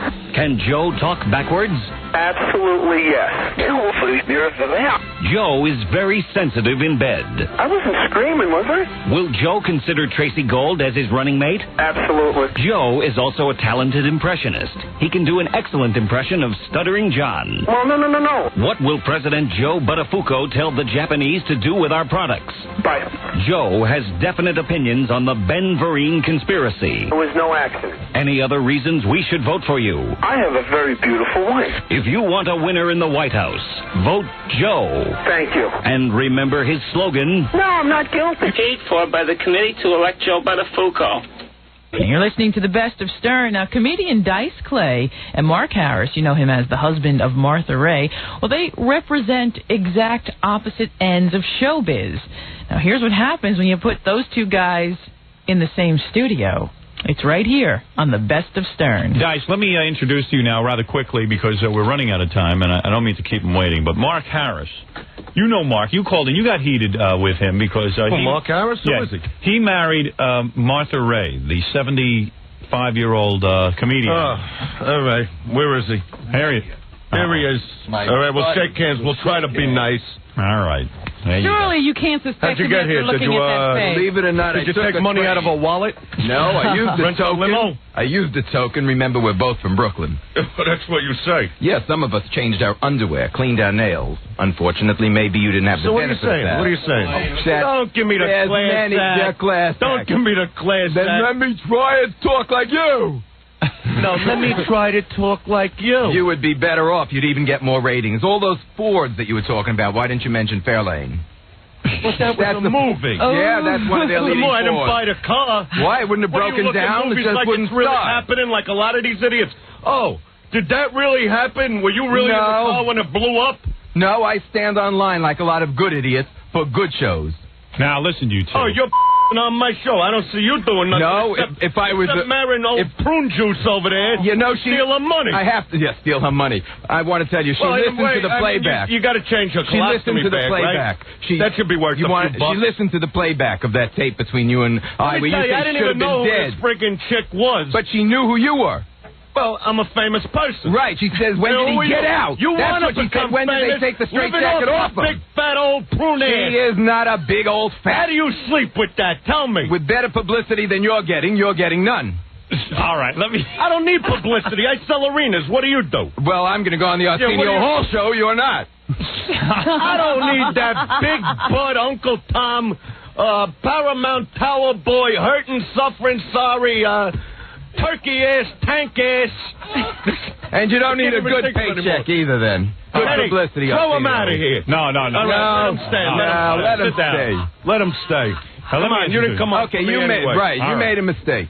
Now, let me what happened for you? I guess Dice. Well, let me just get this straight. Let me just clear the air between. You're going to mediate. Dice feels that, and you know something, Mark? I don't think you're surprised by this. A lot of people feel that you married Martha for her money or something. You've had to deal with this for a long time. We have no hidden agendas. You've got to put our legs in stirrups to bang her. What do you think you can pick them up?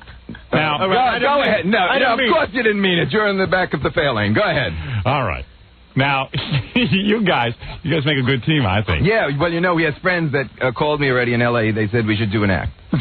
Now, let me get this straight. La Cage aux Folles, he's wearing the dress. Go ahead. All right. Now, you know, I could see La Cage aux Folles. It's going to be a big movie. With Dice and Mark Harris. I'm serious.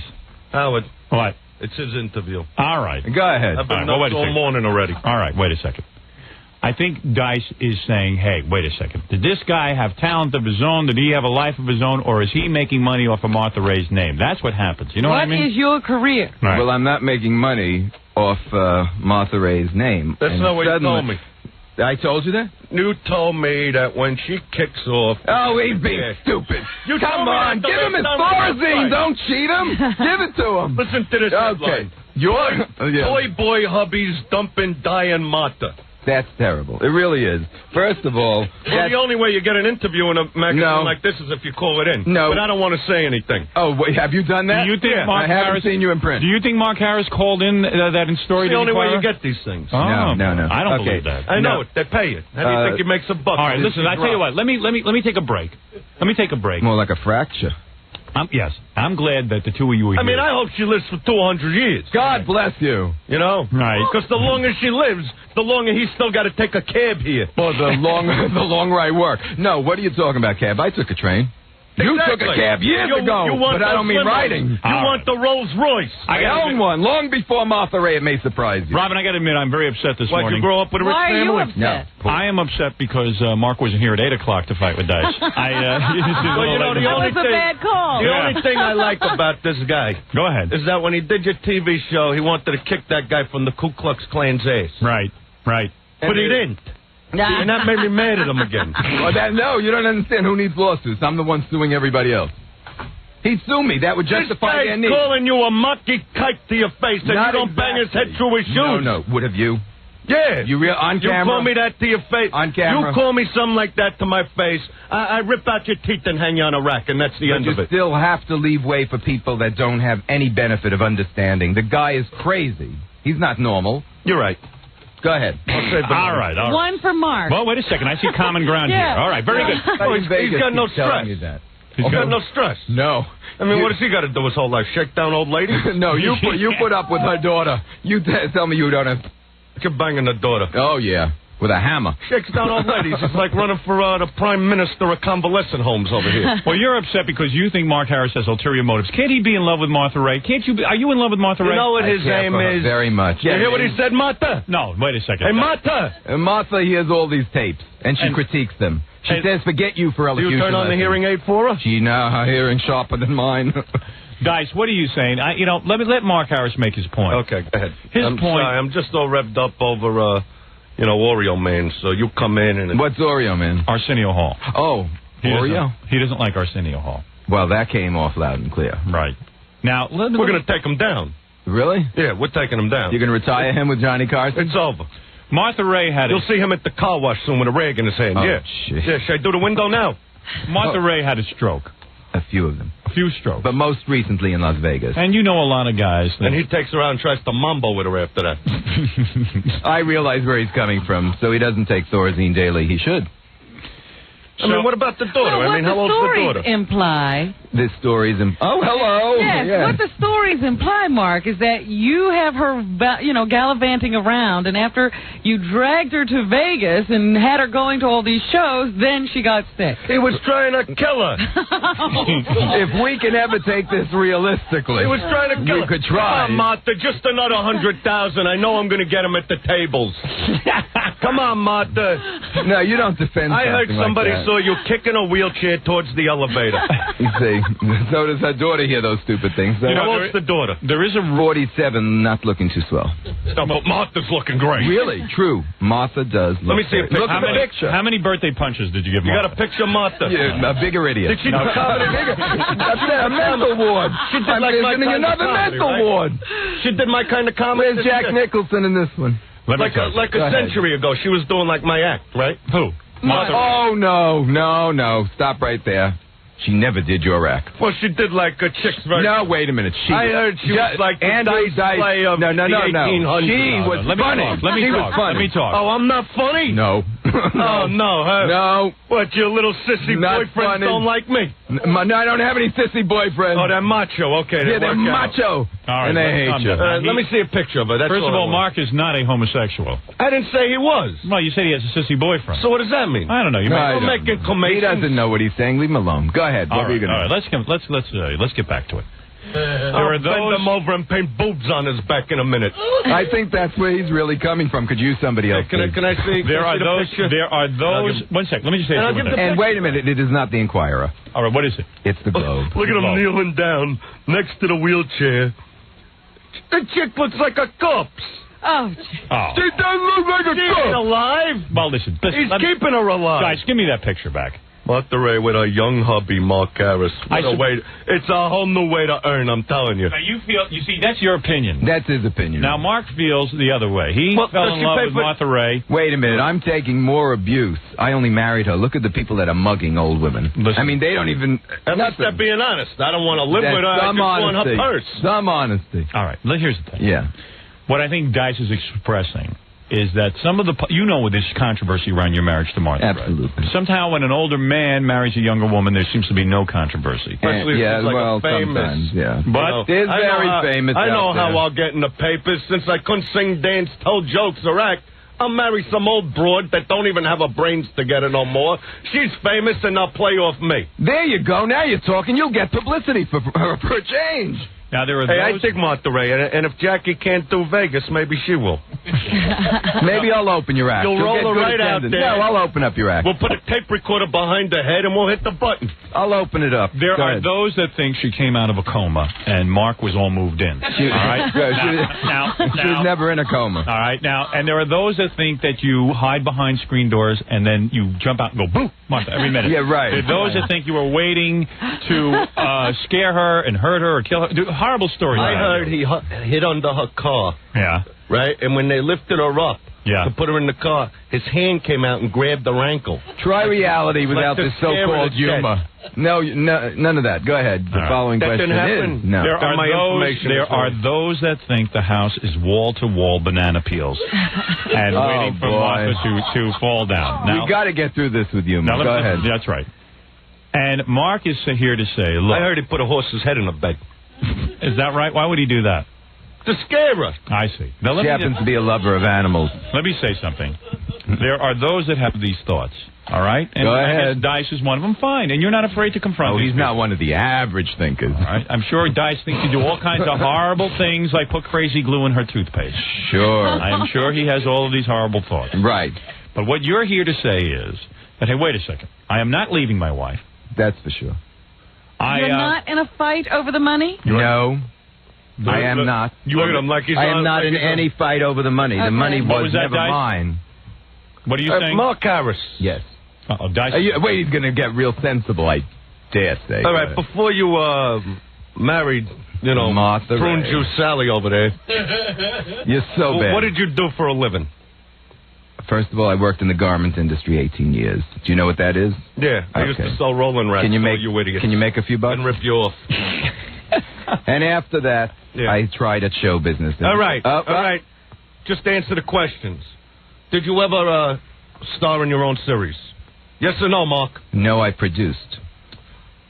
Produced what? And wait a minute, I did. No, you're the one on the stand. Okay. Attorney. Oh, attorney. Listen What did you to this. produce? What did you produce? First of all, do you know? What did you produce? Dress Up America with a Never Man. heard of it. Went down the What would toilet, you? didn't Did make you no ever hear of money. Nick Vanoff? Who's Nick Vanoff? See that? I rest my case. The last thing he did. The last thing he did was City Nobody of knows Angels. who Nick Vanoff is. Oh. Nobody knows who your show is. Nobody in your league. You didn't know. You didn't don't make any money in understand. show Nobody business. in your league because Nick Vanoff. There is nobody in my league. No, that's for sure. But All they're in Coney Island lockup if you want to visit a few. All right. Now, wait a second now. Dice, you done with the questioning? all right, you could talk. It's your show. All right. Go ahead. Now, some people just hate. No, Dice. And some people line from forgive. Mark. Some people. This is not the first older woman. No, I mean me forgive you. She ain't my Why mother. you? She ain't my mother. She's not my mother either. I'll tell you though, if she was, you wouldn't be in that house. No, where would I be? Well, you won't be nowhere. No, she'd have a second child, not allowing her Dice, daughter didn't to you do what used to she's date doing. Eleanor Roosevelt? What's So you that? dated older women. I thought you said sedated. No, didn't you date Eleanor Roosevelt? Yeah, I like to pick them off now and then. You know what I mean? All right. Just for the goof. Okay, what's the real I don't question? marry them. All right. The real question, The real Alan. question here is, now that well, there really is no real question. There's a statement that needs to be made, and let's address some of the accusations here. Oh, okay, do that article. All right. Now, it says they here, never spoke with anybody. it says after 40 strokes, 40. after 40 strokes, She ain't giving you the money that easy. Is that a record? you know, that's going to be in the Guinness Book of Records. Realize what you're reading. You're reading the the heart Globe. attack queen? Toy boy hubby is dumping dying Martha Ray. Is Martha Ray dying? No, she is not dying. Call her on the phone. I want validation that she's alive right now. Are you on a fight with the daughter over the estate? No, all the lawyers are fighting. No, I am not fighting. Has for the Martha made a estate will? at Well, why all. would the lawyers fight?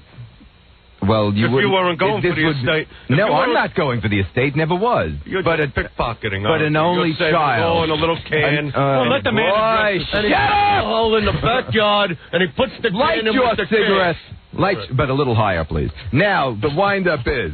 No, wait, let's get back to this. So, in other words, what you are saying today is that you, along with Martha Ray, Right. are fighting to keep her estate. She wants to control her own estate. No, we are not fighting for Martha Ray to keep her estate. We are just wanting to put it in trust so that Martha could live out her years as she sees fit. Yes, there are conservatives in place. They are not the next-door neighbors, as that article says. Not so. But I You guess... go to college? I guess her daughter... No, but I graduated Brooklyn. Now, her daughter does want to make it as difficult as possible. So while she put her mother into this state of being, and we're more than surviving it, she goes ahead and now... So the daughter was and now able... the Wait a second, daughter... hold Wait, on. you got to hear this. The But you daughter gotta- is further suing her mother now to take 25% of all the Paladin earnings besides in another court. Now, what about this accusation that you store Martha Ray in a broom closet? Oh, no, be serious. All right, okay. Now, I heard he's another of the I heard he sets them accusations. 80s off in the bedroom when she's Robin. Another of yes. the accusations was that Martha has developed Alzheimer's disease, and That's not an why. accusation. She has Alzheimer's dementia from the Oh, last really? stroke. It hit a certain portion of her brain. Well, Unfortunately. then So she in other can't words, run her own affairs. if the daughter gets She's control... not asking to. That's what I'm trying to tell you. The daughter just wants to do whatever she could do to deplete the mother's estate I see. So in other words, you're saying that Martha and her daughter don't get along. for 20-some-odd years. All right, and the daughter feels that you might be moving in on Martha's money, so she's trying to somehow say that she's going to gain control of the estate so that you can't get her She money. never gain control of Martha's In Martha's estate. will, does it make allowances for the daughter? In Martha's past 4 wills, never left the daughter more than $1. Now, I that's see. many years. I see. So what is going to happen? What do you think is going to happen? Do you think Where's the cash going to go, Okay, Mark? the household gets an allowance, of course. Right. The nurses are paid, and insurance covers a good portion. The conservators will take the money, salaries for themselves inclusive, but they will also go ahead and invest dollars to bring the estate up. The findings that I have on Bette Midler and 20th Century Fox will most appreciate the estates and the kinescopes that I've transferred. Those two, the conservators will work with me on both those things. All right, Dice. Now, what's your problem? Well, I got no problem. Yeah, I see you getting all burnt up here. No, I'm just listening. All he's talking about is money. Well, that's that's what he's what- talking about. well, that's what- Not his love, not his caring Well, that was about the us. question. But every time I say caring, you bring out... You just talk you about bring out your cash. so-called You're just humor. thinking about how What you was could the get question? the cash. Well, certainly the daughter cannot take us to court because we claim to be in love. Does she ever take her gums out and do like the thing on you? No, but I'd like to take them after you and give you a kiss on the cheek with them. They're so sharp. Mark, what you're saying is... Go ahead. He is... I'm being clear. can't even be normal about it. When You're you're in asking love for with cleanliness. somebody, don't you want to hop on top and give it a...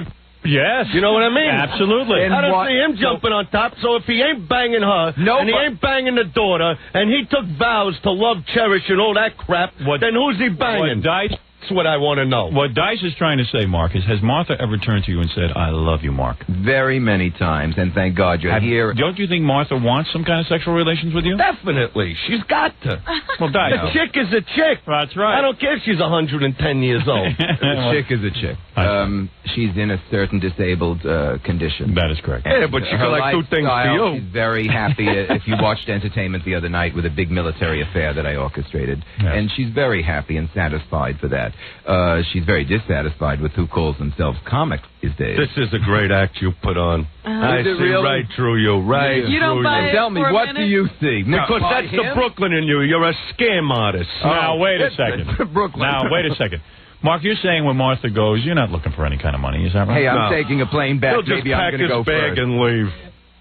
Well, you see, the dice... Let's just move on to the next little I let him talk because, you know, you cannot stop a lot of people. This is what you do. Oh, not that. We'll be going, Shelley First Winners. of all, Where's Shelley Winners? If I did like him every That's what day... he'll be doing. Hey, I hear Shelley Winners hangs out at If I that diner. dealt with him every day, I'd Do a be lot of Martha's causing- friends try to go up against you because you were young? No. No? not I noticed at all. on that tape you did for my TV show, Cesar Romero's very kind to you. Very a lot of different kind. people, very nice. And all to his you. buddies are going, kind. come on, Mark, let's move this thing along. Throw the Rosemary- blow dryer in the bathtub already. He's crazy.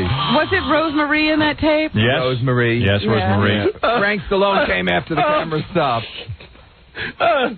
All right. He's all choked up when you mention a real artist.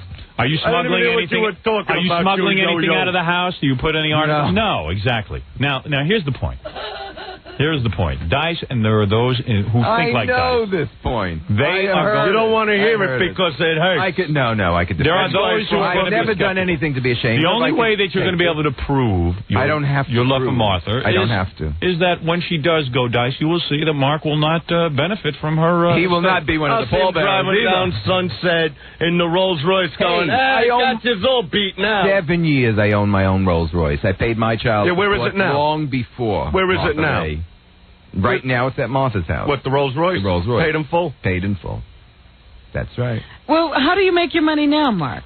Right now? Yeah, Well, now. just a minute. You see, he is. Yesterday, these let are the me guys I talk. talk about. The guys. See, I look like the thief. Yeah. You know what I mean? No, you I don't look like I a would thief. do something like that. No. This is the guy. Wait a minute. He groomed himself He since doesn't- he's 7-year-old to be this con man. No, don't No, listen, say that. Andrew. You cannot say that. Andrew, you do not look like Well, a it's thief. not an accusation. A lunatic, maybe, but a thief, never. You don't have to worry about that. See, Dice Right. has the impression that as Just to they bang a lower young chick. Dice has the impression that as they lower her into the ground, your lips will be counting. You'll start Yeah, 1, sure. 2, 3. Come See, on, a lot of he people. won't even be there. He'll throw a Right double now- in there. right now he'll be there. at the bank. Right now I'm negotiating for my own talk show.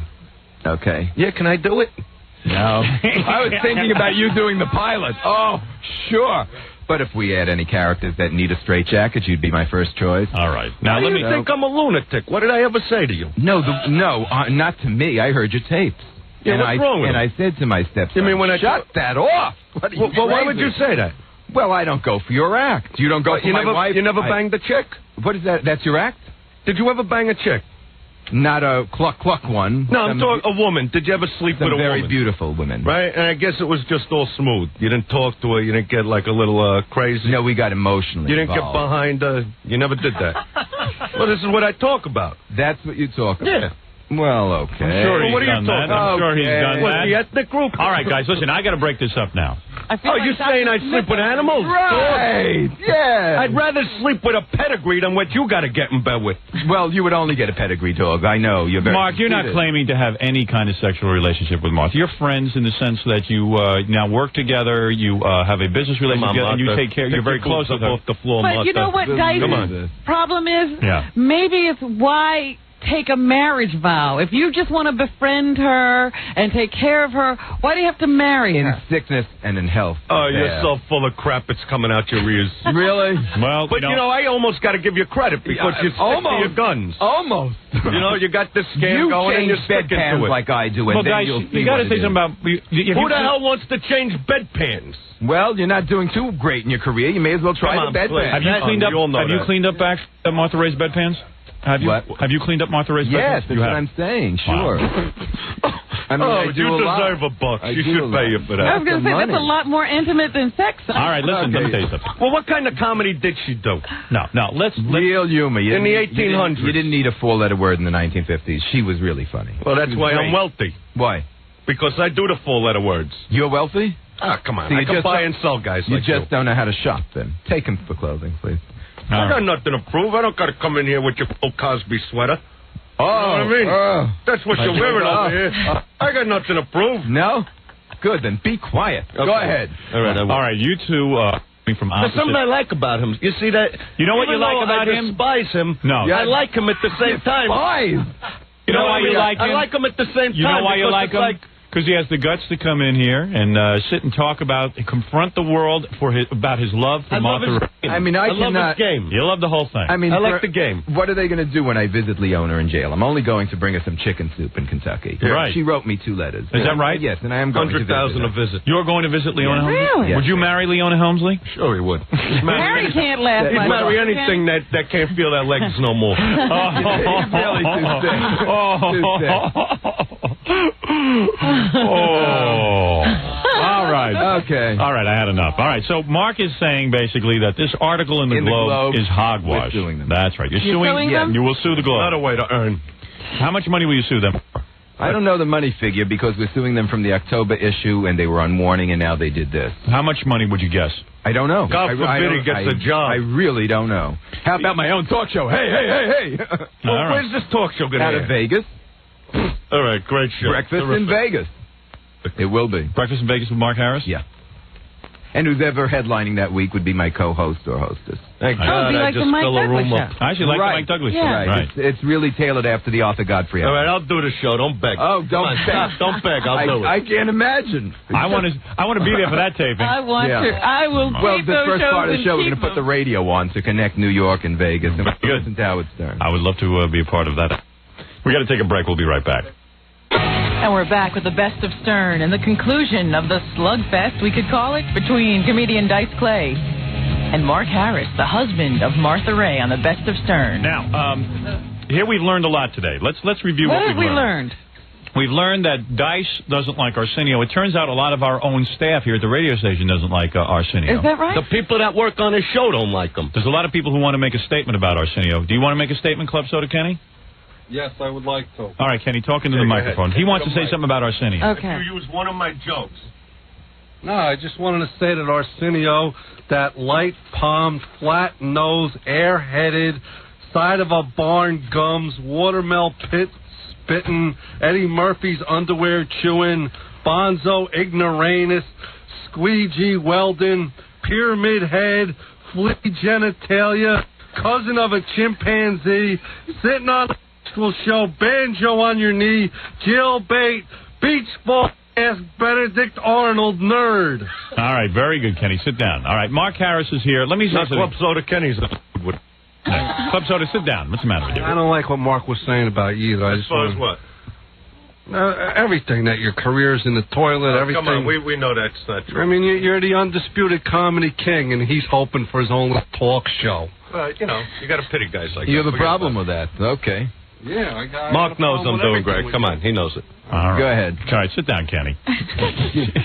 We have to work nearly Give him a 3 weeks a straight year to jacket. make $10 million. Come on.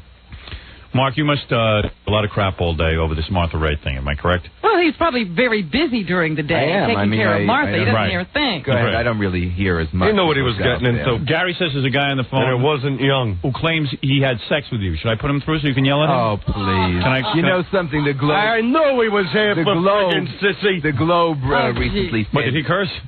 No, I He said just friggin' called him a sissy. sissy. I don't think Howard that's Globe necessary. recently said What do you that mean? there's somebody in jail. I don't know anybody Right, put in jail. this guy on the air. Would you want to Put him on. confront him? Confront this guy. Come on! Mark Harris, ladies and gentlemen. All right, hello, you're on the air. Hello? Now, what are you claiming? Why are you making accusations? I'm not making accusations. I used to work with Mark. You And used I to was work- young Where did you work with me? in the garment center in Yeah. Peace Goods house. And what's your name? I'm not telling you my name.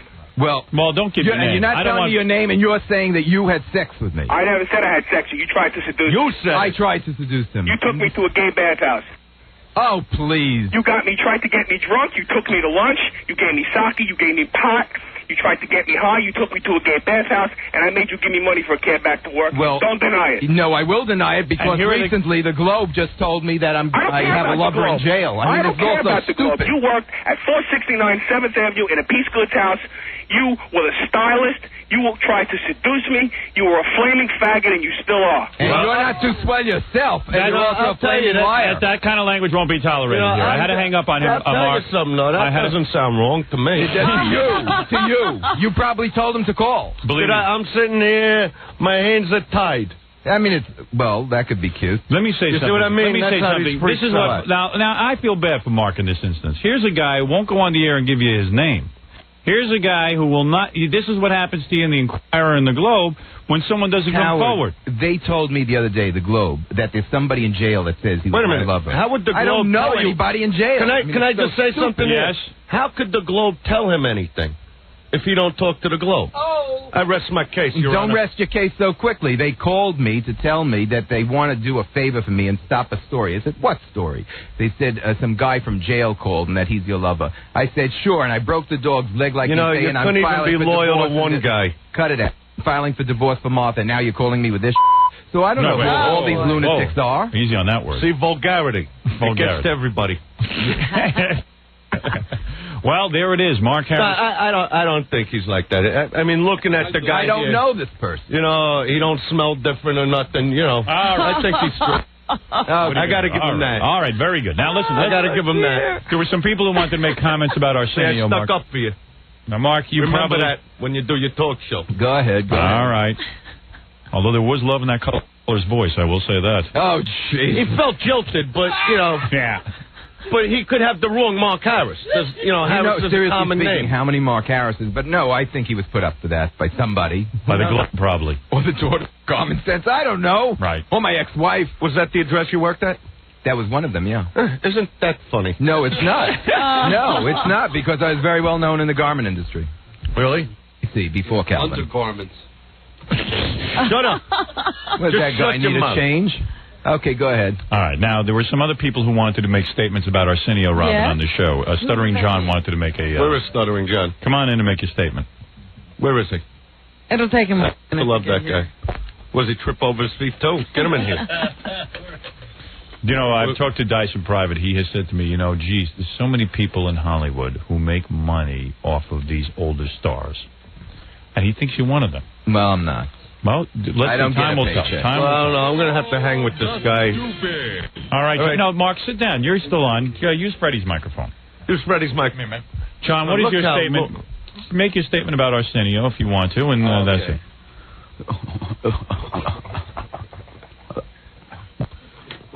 You lick, triangle-headed, Kringan, brown-nosed, and spaniel. Make sure you polish Eddie's Italian leather shoes real good so you can get a good part in his next movie. Polish.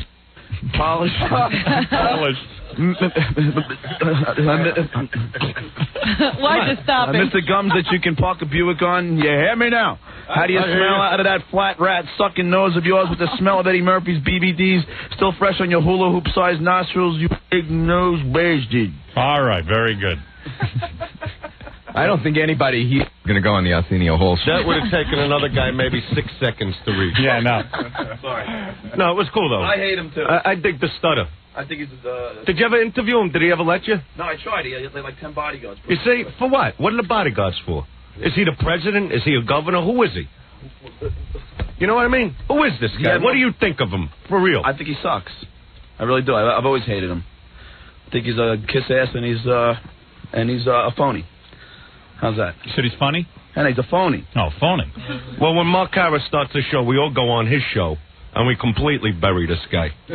Wow, listen to that. Dice committing to coming on the Mark Harris show. That's got to help him in his syndication effort. When Dice does a show, the ratings go up. I'll say it will. All right.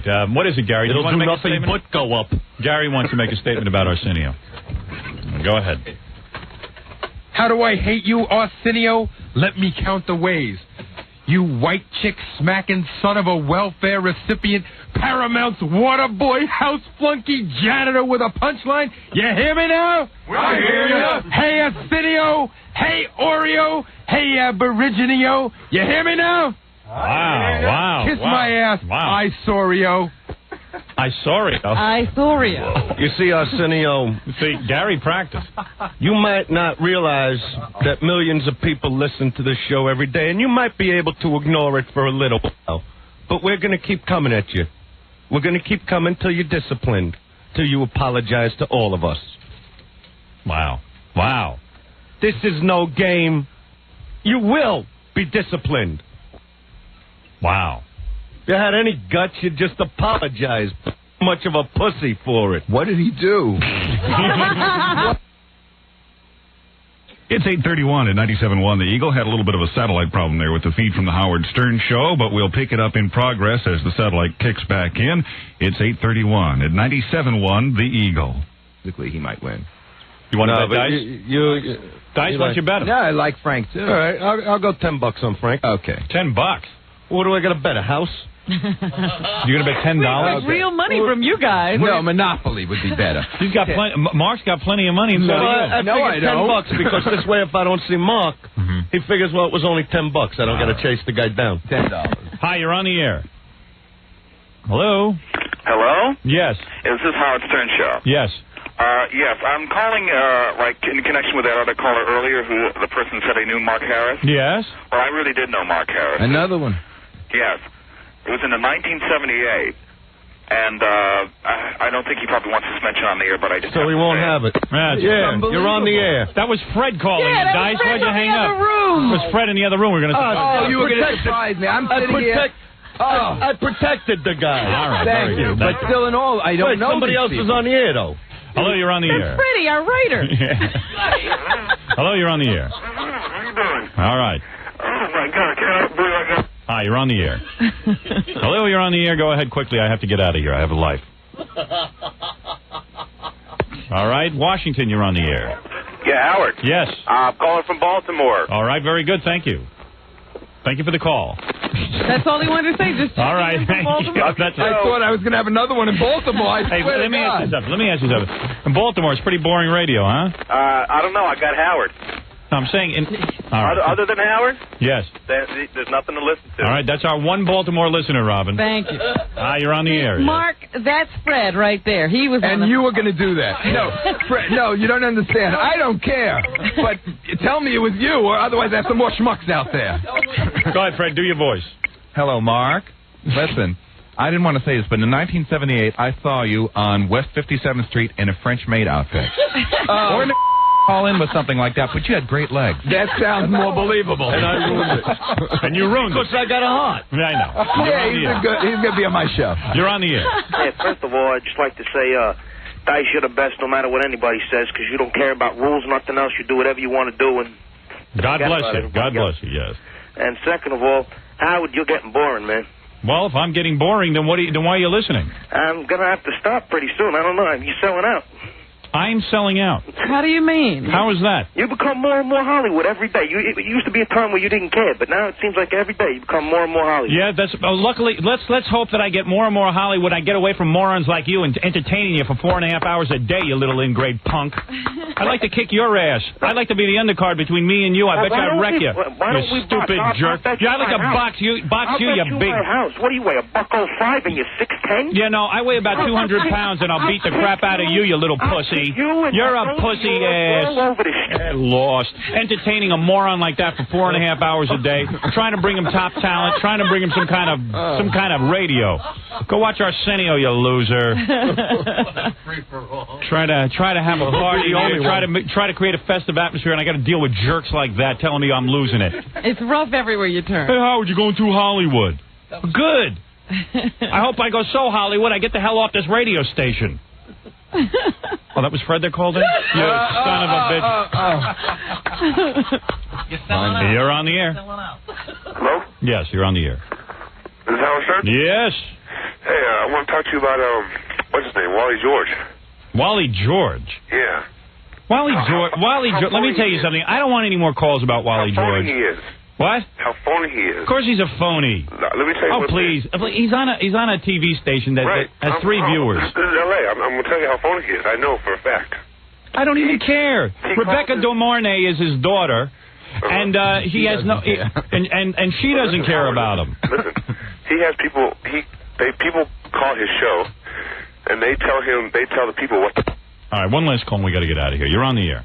Yeah, hey. Yes. Listen, just Dice. Yeah. Just chill a little bit. I like your stuff, but chill out just a little bit, man. Well, I've been crazy lately. Yeah, you've been a little hard on this Mark guy, though. What are you talking? I just stuck up from when some guy called and said he was giving the roast beef sandwich over there. So, look, overall, I mean, I like all you guys. You're great. I just called to say, Dice, chill out just a little bit. All right, well, it is Friday. All right. Have a good weekend, yeah, wait, Kenny, what a great guy. Wait, Kenny wants to say something. Yeah, who are you to tell him what to do? I think it's a disconnect. Right. Well, you know what it is? People will try to bum you out. Here we had a fun show, a nice show. Had a great week of radio. It was fun. We had a very good time, and you get guys who call up, and right away they're critics. They want to critique the program. They want to tell you what you're doing wrong, this, that, and the other thing. And, look, who needs that aggravation? Life's too short. I want to thank my guest, Dice Clay, Andrew Dice Clay, 42 Long, the new album. We had a good time this week. Mark Harris, of course, some people call him Mr. Martha Ray. It'll be another gold album. I'm getting bored with it already. Another NARM award. That's another NARM award. Some people will say Mr. Martha Another Ray. Grammy nomination. But he's trying Would you ever win, Arsenio? He's trying to carve his own identity. Is that correct, Mark? That's right. All right, so we can look forward to Breakfast in Vegas. Breakfast in Vegas. Breakfast in Vegas, I'll be back next week, Arsenio. Next week I go all over the country, Arsenio. You're going to feel the heat, Arsenio. You're going to break, Arsenio. All right. Want to give me the plugs, Jackie? The cigarette smoker, my head's ready to fall off. Oh, again with that. I had 2 cigarettes. No, boy. 2 packs. If you don't get lung cancer by the time you're 45, I'll be shocked. I'm telling you. I won't. You will. That's not my style. You will get lung cancer. I'm a funny guy like that. I don't know about that. Right, Kenny? Even you got to say something. No, it's the power of positive thinking. He won't get it. Right. Well, I don't believe in it. Never did. Know what I mean? Jack, do you believe it's like a... I do believe this. You can't smoke around I guess Martha you Ray, don't smoke cigarettes either, huh? No. Martha still smokes. No, she does. The doctors don't want to discontinue it. You drink? You do dope? What do you do? Martinis. Or maybe sake. The guy says I do sake. I don't know. No, martinis. Listen to this horse crap. Well, we'll have one together. It won't be such horse crap. Oh, I think Arsenio wears like those big diapers they put on horses now. All right, listen, Jackie Penn. You'll never ever see him come on a show like with just a tight T-shirt tucked in his pants. Why is that? Why? Because of his ass. Yeah? Yeah. Too big? It's ridiculous. Okay, Robin, I'll see you on Monday. No, I'll see you about 10 minutes from now. Oh, that's right. Well, try to pretend like we're going to see each other on Monday.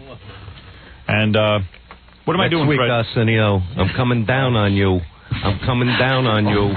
You hear me now? Some music? I'm coming down on you. All right. No matter what you say, no matter what you do, I got a stomach made out of steel. You're coming down, Arsenio. You hear me?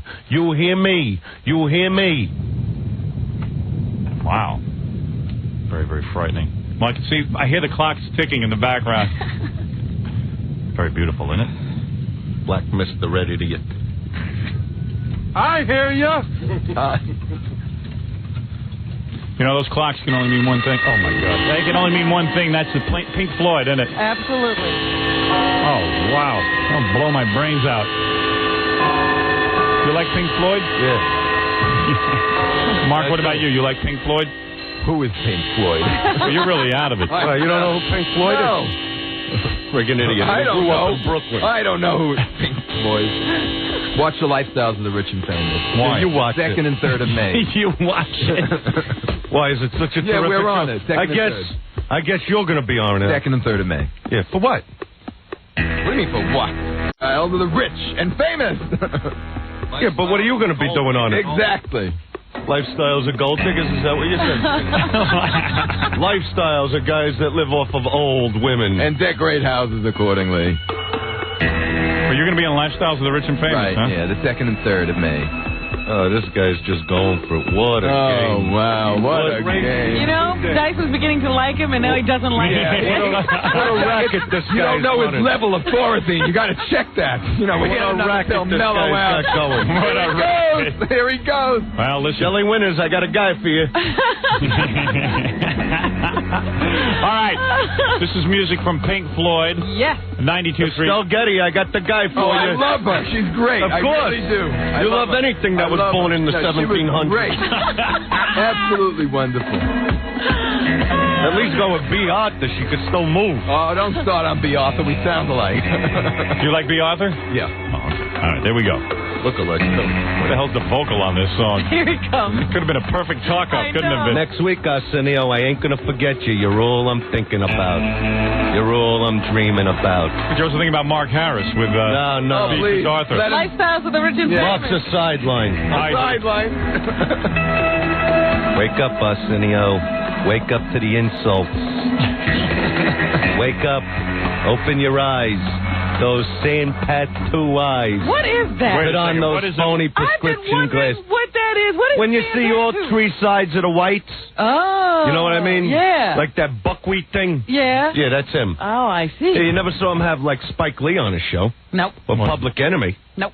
He's afraid of those guys. All right. Well, listen, we'll be back right after these words. You've seen the Broadway play Tommy, the story of the deaf, dumb, and blind kid. Now, coming to the Central Avenue Theater in Scarsdale.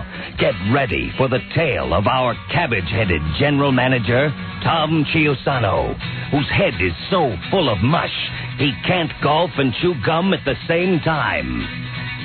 It's Tom C. See me, dislike me, ignore me, I'm dopey.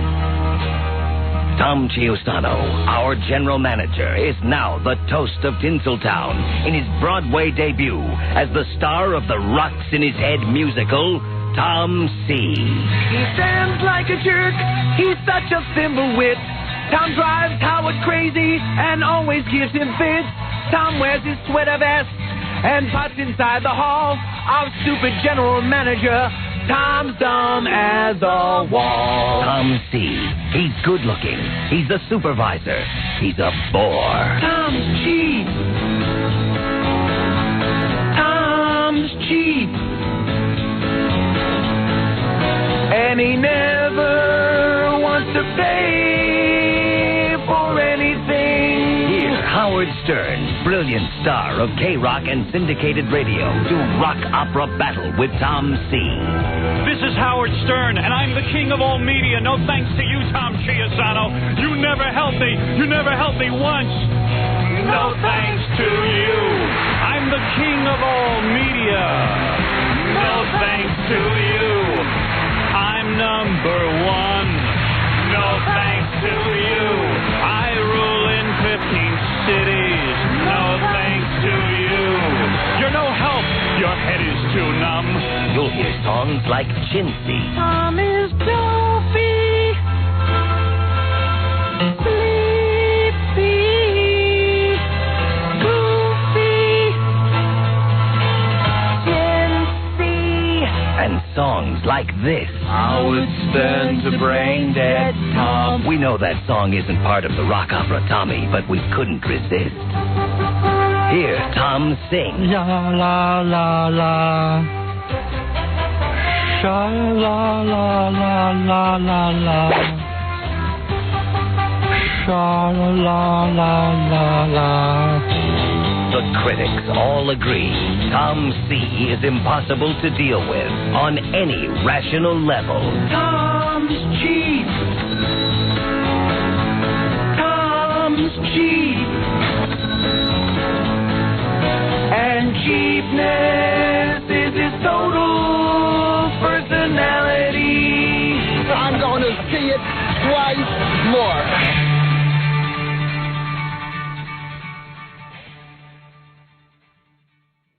And we're back with the Best of Stern. Once again, classic Best of Stern, never heard outside of New York. In this segment, Howard plays some really bad lesbian music. And then he writes a song of his own. It's classic Best of Stern. You give some lesbianism?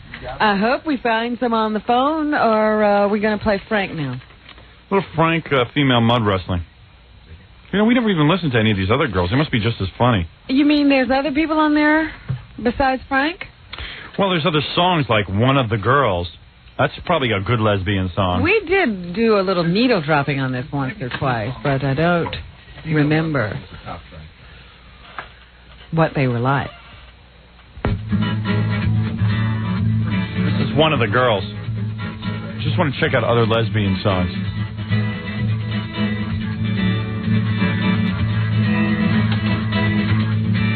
Yeah! Those lesbians can strum a guitar, can't I was they? going to say, picking and grinning. Yeah, they know how to pick that axe. The girls are sitting out by the... Hold on a second. She sings like a girl there. Here she's singing like a woman. Yeah, that's not any good. Here she's selling out and sounding like a woman. This This is Noguchi, which I think is another secret little lesbian name for a woman's private parts. Oh, I think this might be about. Might be about that coroner. I think it's about the coroner. Oh, really? Noguchi? Isn't Noguchi like Tukey?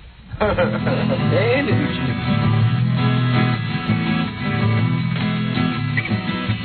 He's got a big mouth, he likes the attention. Seeing his name on the front page. Oh, yeah, it is about Thomas Noguchi. Yeah. He's got a big mouth, and he likes the attention. Boy, I never saw anybody write a song about a coroner before. These lesbians are wacky. And they wonder why the records don't sell. Yeah. Bon Jovi's working on a follow-up song to this about Noguchi. And he's quite a big shot. He's been on Dick Cavett. And for himself, he has made quite a name. You know, I could write songs like this. No Well, offense. this is the thing. I have written songs like this. I don't mean to belittle the artist here, but if you give me a guitar, I can pretty much put together a quick song like this on any topic. Yeah, I just read the newspaper and you got that song. Yeah, what's the front page of the news? Let's see. What have they got on the news? I'll write a song about it. We can read next season in television. What is it? Men will be in their prime time on television. He-men, sensitive men, single men, married men, young, old, middle-aged men. Men will be in the newspaper, and they will be sensitive men. Single men, married men, young, old, and middle-aged men.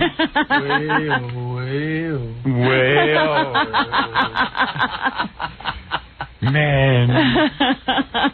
I mean, those are the kinds of lyrics she's writing.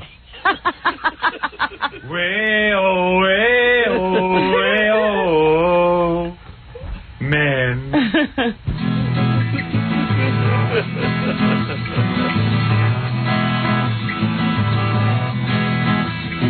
Cadavers were stacked and jewelry was stolen. A severed hand lost in the county morgue. I think lesbians are just sort of like anybody who has a guitar and admits to being a lesbian. As long as you admit you're a lesbian, they can deal with you. Yeah, man, that's real good lesbian music. I mean, nobody wants to stand around tapping their toe to this.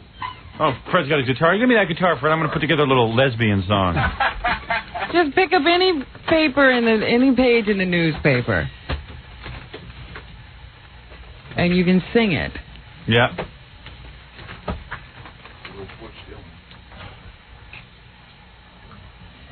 Thank you, my friend.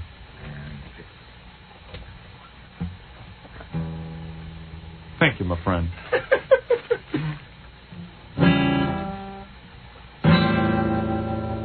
Hey, you want to sing the guest host on the Joan Rivers show? Yeah, where's that? All right, hold on. I'll bring it in. I might have it. You got that in the post?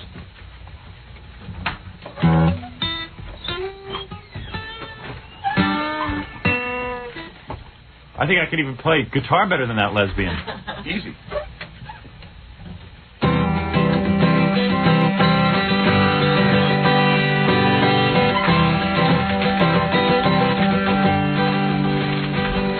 Joan Rivers has left the Tonight Show.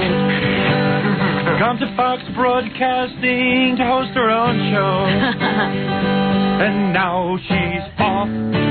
Yes, she's off that show of hers. And they're bringing in guest hosts. They're bringing in guest hosts. Yes, they are.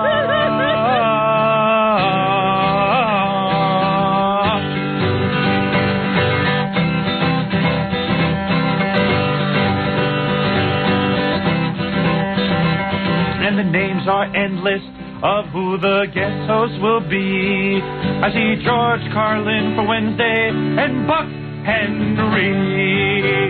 Buck Henry, he's a pig who doesn't give lesbians sex because he's a man with genitals and penis.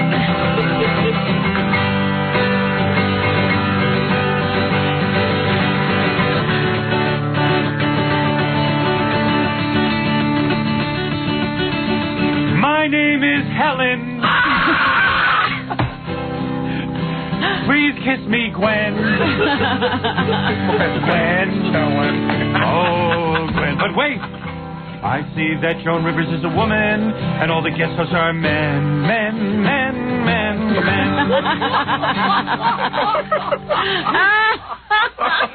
They always have that lesbian point of view. Yes. That was as good a song as I've heard on any of these albums. I know. These lesbians, they eat it up. They do. Oh, boy. All of this seemed to arouse some suspicions about Thomas Noguchi, ex-chief coroner. Oh, man. And they don't even rhyme. I mean, No, this is the thing. It's like reading anything. it's not even going out of our way to rhyme. Oh, man. Come on. And then they'll tell people that our music is being discriminated against. Yeah. They don't play lesbian music on big radio stations. Wonder why. I can't wait to play female mud rock. What is lesbianism make you bad musically? What is... Basically. And we don't like female guest hosting. Like female guest hosting. We don't like female guest hosting. We don't like female guest hosting.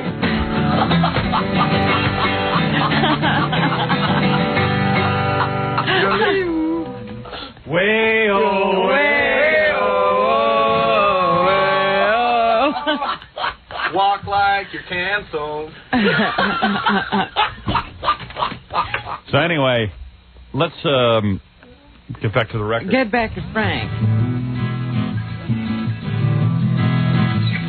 He worked for the city, he worked for the county, in a room near the morgue, and down... I'm kind of interested in this song, actually. Where's she getting to with this?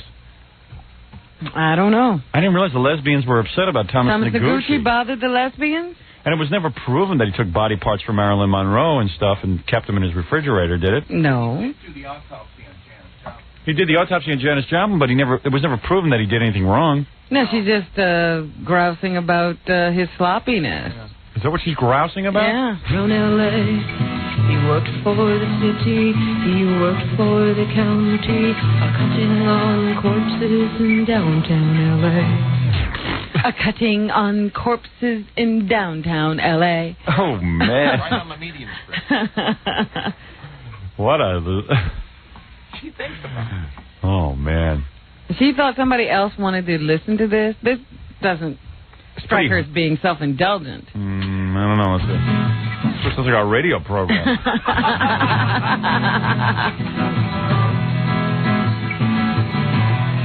She's a lesbian muckraker. The board was behind him, but the grand jury fired him, 'cause more often than not, he was not at his job.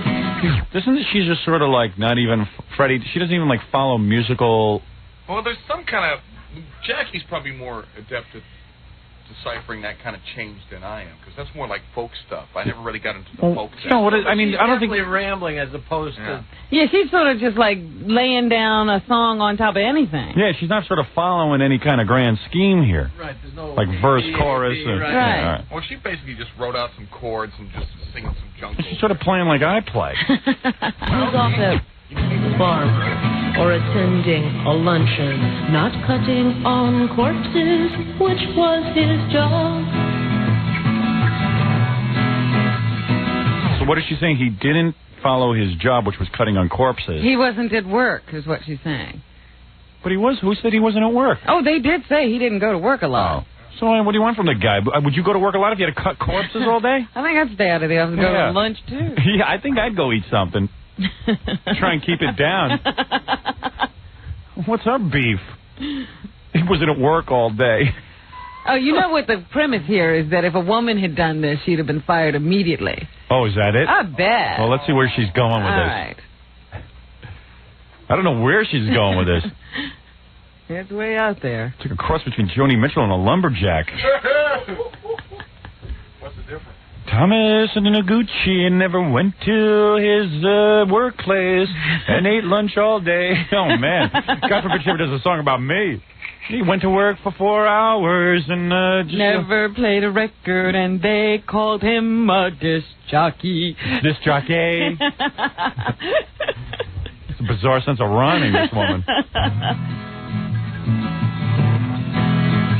It's a dirty job, but someone's got to do it. Yes, someone must do it, and that I agree. I think she's like putting down this guy's job, man. I mean, she's saying like, his body is cutting up corpses. I mean, hey, man, someone's got to do it. Is right. Yeah. Just like some women have to make love to other women, this guy has to cut up corpses. What's wrong with that? Someone's got to do it.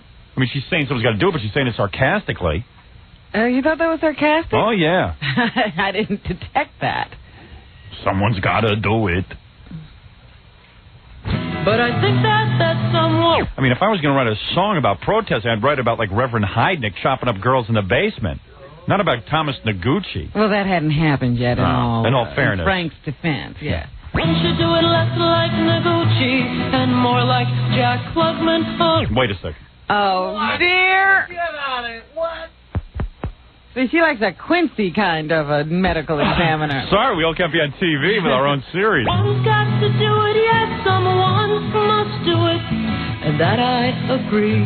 But I think that someone should do it less like Noguchi and more like Jack Klugman on Quincy M.E. Quincy M.E.? M.E., medical examiner. It's called Quincy M.E.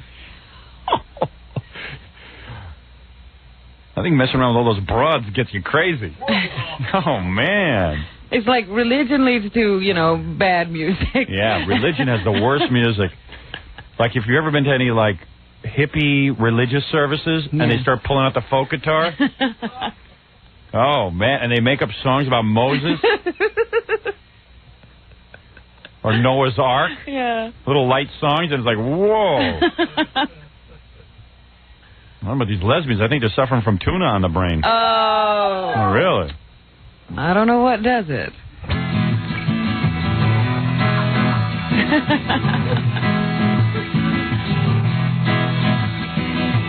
He's got a big mouth. He likes the attention. We ought to do a show tomorrow, bad religious songs.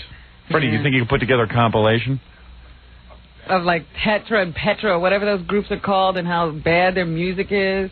I'll send Dave out to buy some of those records. And what's that, Amy Grant? Yeah, Amy Grant. She's inspired more bad music. Religion. God has inspired her to do more bad songs.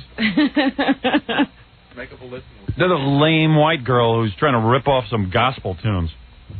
Of seeing his name on the front page, and he's quite a big shot. He's been on Dick Cavett, and for himself. That's a big shot? Been on Dick, who hasn't been on Dick Cavett? Jamie F. Evans has been on there 3 times. Frank must have been turned down. She's got a real resentment. Where was when I put on Dick Cavett? He's a big shot. He's been on Dick Cavett because he's a coroner. And he's been a coroner to a lot of famous people because he works in L.A. What do you want from the guy? She's upset about that? Mm. Boy, she's got hostility, man. Woo-wee. Yeah, she just sits around getting upset, I guess. Yeah. If this upset her. This is a woman whose head's going to explode when she reads about Reverend Heidnik chopping up those women. Really? They better keep it from her. He has made quite a name.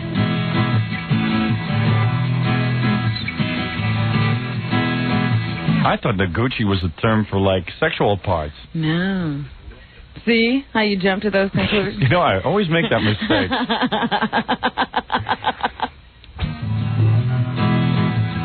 And one thing's for sure, I won't die like Belushi. I won't have... I won't what at Belushi? Die like Belushi. Here comes the point, I guess. Noguchi cutting on me.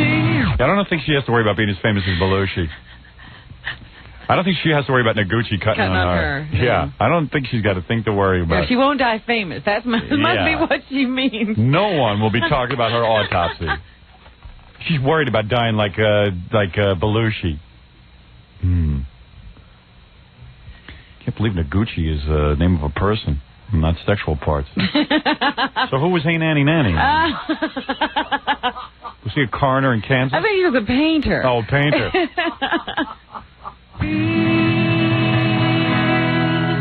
I like those dramatic endings. I know all of her songs in that way.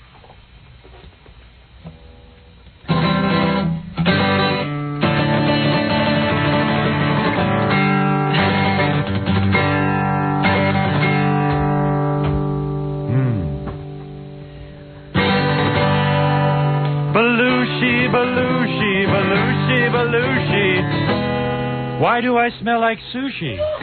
And why am I singing about Belushi?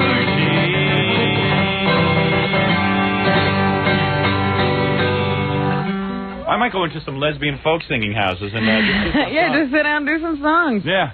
It's about stuff that's bugging me. Those condoms, those condoms, those condoms, those condoms, they're driving me crazy. I like to be with my wife without a condom. I bought those Mentors, and they nearly ruined my sex life. It's true they're lubricated, but not enough for me.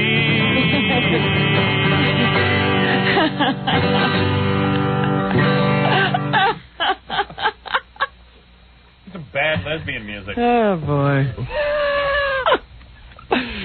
I knew we'd get around to playing some good tunes. And it's Maria Melito back bringing you the best of Stern. Well, director Spike Lee called Robin Quivers one day. Here's how it went on the best of Stern. Good morning, everybody. It's your pal Howard. Robin out with a vocal thing. With the vocal thing. She's got the vocal thing. But I'll carry on without her. Too bad. I was excited about her conversation with Spike Lee yesterday. It was pretty funny. Spike Lee, the filmmaker, called Robin. Did you guys ever hear what happened? No, I didn't know whether she had actually spoken to him. Oh, yeah. She yelled at him for like 10 minutes. Oh, I thought she was kidding when she said that. No. She really gave it to him. She told me the whole thing. But I wanted her to tell it, not me. Did she give it to him because she wanted to or because she was working? That's what you wanted her to do? No, she didn't do what I wanted her to do. She was doing her thing. He was being obnoxious. He's such a little dickhead. He's got no real view of the world, that guy. He's just spewing rhetoric like everybody else. Why was he calling? He called because... look at Jackie. I'm doing the show with Jackie today. Well, I thought you were talking to me. I'm sorry. No, I'm talking to all you guys. Even talking to Gary this morning. I just have a really good memory of what she said because it was pretty funny. Well, let's see if I got this right because you've got a pretty good memory for this stuff. Spike Lee calls up and says he wants to speak to Robin off the air. So he gets her on the phone and he goes, "Hey, man, somebody just sent me a tape of Howard saying no black people like my movies." Like, now, first of all, what is that stupid little peanut head doing calling here? If I say something, why doesn't he call me? You know why he calls Robin? Because she's black. It's his sister. You know, what kind of crap is that? I said it, not her. But he's going to call her to complain. You know, like you couldn't complain to a white guy. I am more than willing to tell him what I mean by that. I mean exactly what I'm saying. Black people don't like Spike Lee movies. And if he can't... Listen, I'm not an authority. Maybe I'm wrong. He doesn't have to buy into what I have to say. I just know a lot of black people. I see box office, and I know what's going on. And he knows it's true. Why do you think he's calling up over here? Because it's true. He's insulted by it. He must have been contemplating it a long time because he had to have heard that. You've been saying that for a long time. Yeah, well, I think what happened was somebody must have sent him a tape of it. He probably never heard of it because he lives the kind of lifestyle where he goes to Knick games, so he can probably stay. He probably doesn't get up till afternoon. Then he makes those stupid movies, which the stupid studios give him money for, because they're half out of their mind because they want to, they don't want to be boycotted by Jesse Jackson and friends. So believe me, I know what's going on. And Spike Lee has an audience, don't get me wrong. It's filled with white down and outers who are feeling guilty over 400 years of slavery or something. Or white people who have never lived next door to black people and they want to find out what it's like. I have lived in a black community. I could write my own black movie. What do listen, I'm no phony. I lived in a black community, so if I'm talking about it, I know what I'm talking about at least. Which is more than 99% of America can say. So they go to Spike Lee movies to see what it's all about. Thinking they're going to learn what it's like to live in a black community. Let me tell you something. Spike Lee's movies are so boring. You should only see what goes on in the black community. Now, that's a good movie. Nobody can capture it. It's a wild scene what goes on there. But he's going to tell me I don't know what's going on. So he calls Robin to complain like a little boy. Because he is a little boy. He's got the mentality of a 3-year-old, Spike Lee. That's dope. It's a dope. So she went wild? Oh, yeah. She flipped out on Was she a little disappointed? You think maybe she thought it was some kind of social call? Well, I think so. I mean, we were all hoping that, because, Robin would have... Like maybe he's inviting her to an event. Or... Yeah, that would have been nice. But no, and she even yelled at him about that. She even said, will you call here? Well, she came back in the office, and Howard and I were sitting there, and she goes, I just cursed out a major director. Yeah. But she's right. And believe me, he's no major director. She said... break the news to Robin. She said to him that she has been saying for years on this show how great his movies are. Right. She never heard word one from him. Right. All of a sudden, somebody sticks a tape in his hand, and suddenly he's interested in this show, one we've never heard from him, and that he's a very controversial director, and yeah, nobody shuts him up from saying what he wants to say in the movie. He's a big anti-Semite. And that just because every Jew is a moneylender in his movies. Who's he kidding? Bastard. Right? And every Italian is a dumb guinea on the corner who's out to take his pizza shop and get the black man. If you think the pizza shop guy is your enemy, what are you, nuts? And he certainly didn't do anything nice for the Koreans in his movies. Between the Jews, the guineas, and the Koreans, I got news for you. He's got plenty of enemies. All the Italians do in the movie are either own pizzerias or candy stores. Italians are idiots, according to him. And black guys who are sitting in lawn chairs out in front of the Korean delis, they're philosophers. Who's he kidding? He's got the most slanted view in the world. And I'll tell you something. You watch those movies, it's snooze time. I talk to people, they go, I like Spike Lee movies. I go, yeah, let me see you stay awake through one of them. I can't even stay awake through this guy's films. It's terrible. It's not... Even the street lingo that he uses, the dialogue, it's so poorly written. It doesn't reflect how people talk. Arnold Schwarzenegger has better dialogue. And that Terminator. I swear to God, it's just better constructed. Yeah. All right. So anyway, she started yelling at Spike Lee, saying, how dare you call... Meanwhile, I started yelling because how dare he call her about it? Like, first of all, Robin's job on the show is not to sit and correct me every 5 seconds and defend the world. That would get awfully dull and boring. Well, I don't even think he expected her to defend the world. Just him. Just black people. Yeah, just black people. Him specifically. Yeah, it's supposed to be point-counterpoint on this show. We got our setup pretty well figured out. We know exactly what we're doing. That's like Spike. You're the director. Everything. Why don't you have a Jewish, Italian, and Korean advisor on your set who can correct you every time you say something? No, nobody's interested in you being corrected. Your fans are interested in your view of the world. Period. That's what it's about. That's why it's called the Howard Stern Show.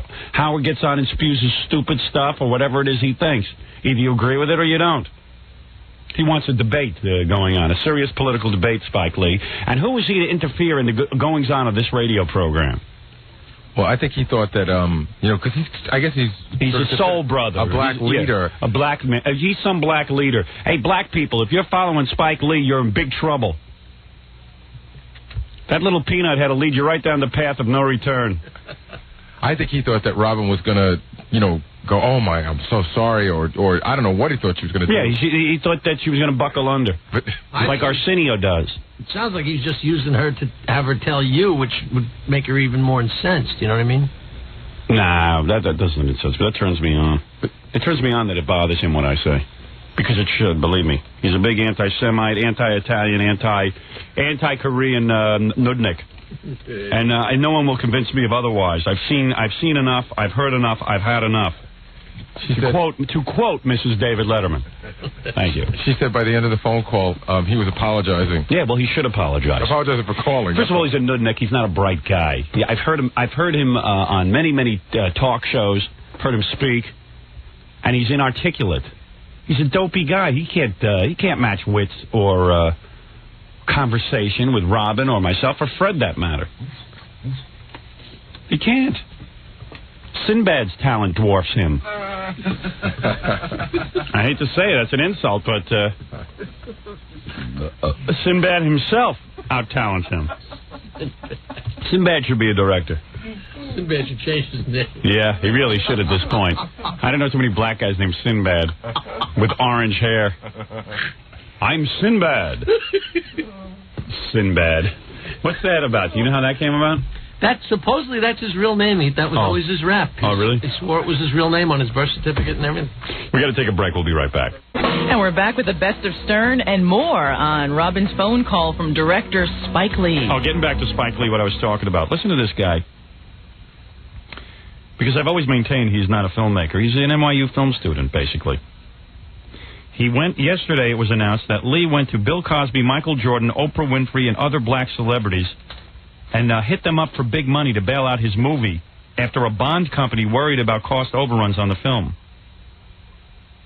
They fired workers and shut down the production of Malcolm X. This guy's busy. Instead of doing location shoots, instead of doing like shoots in California and like looking for something that looks like Africa, there's plenty of locations in California that look like Africa. Take a look at South Central. He had to go right over to Africa. He's spending a fortune on this Malcolm X movie. I saw the day they signed him to do it. Because a lot of black guys in Hollywood were screaming, you got to have a black man direct the movie of Malcolm X. That's like you got to have a dog direct Lassie because it's about a dog.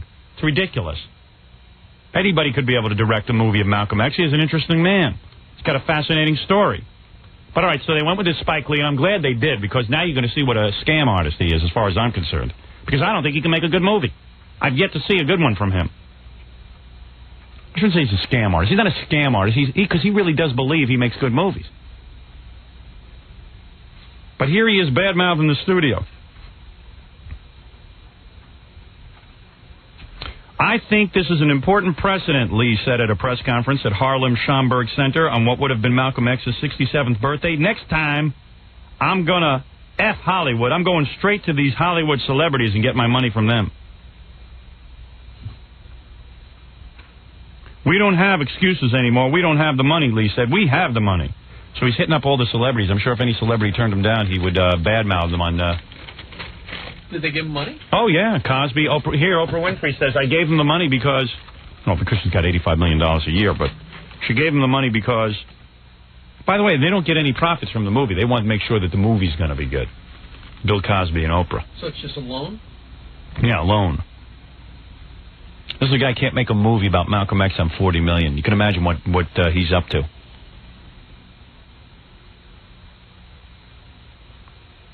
Warner Brothers smells money, Lee said. They know this movie's going to make a ton of money. So if it's going to make a ton of money, yeah. Somebody just brought up an interesting point. Yeah. You don't think by any chance, when he called Robin the other day, he was hitting her up for money? He might have been looking for some money. Yeah, he might have been.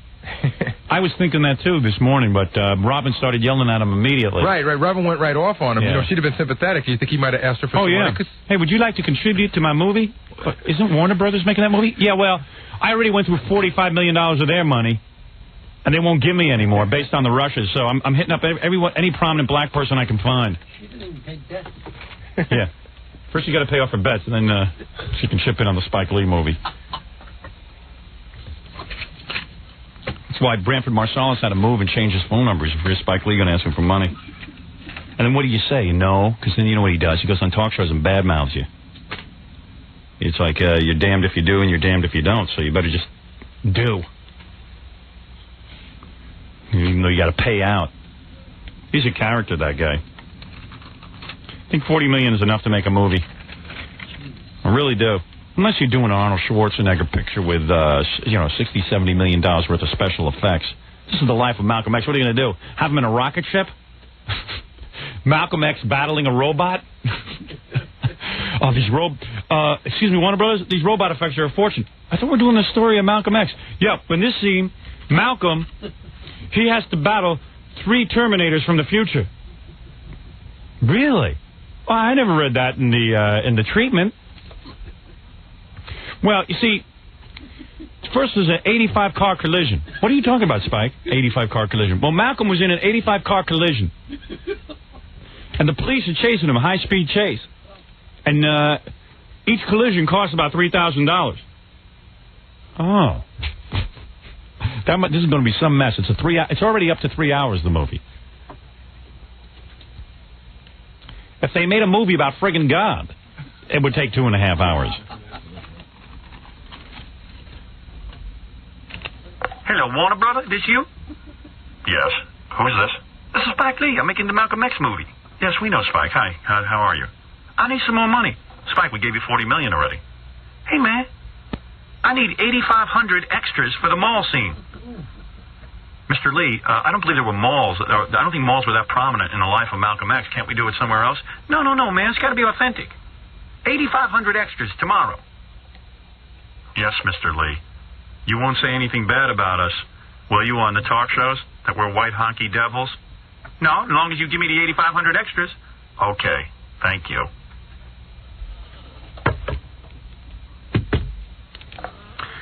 Hello, Warner Brothers. Hi, this is Spike Lee. Oh, hi, Mr. Lee. How are you? I told you not to put his calls through.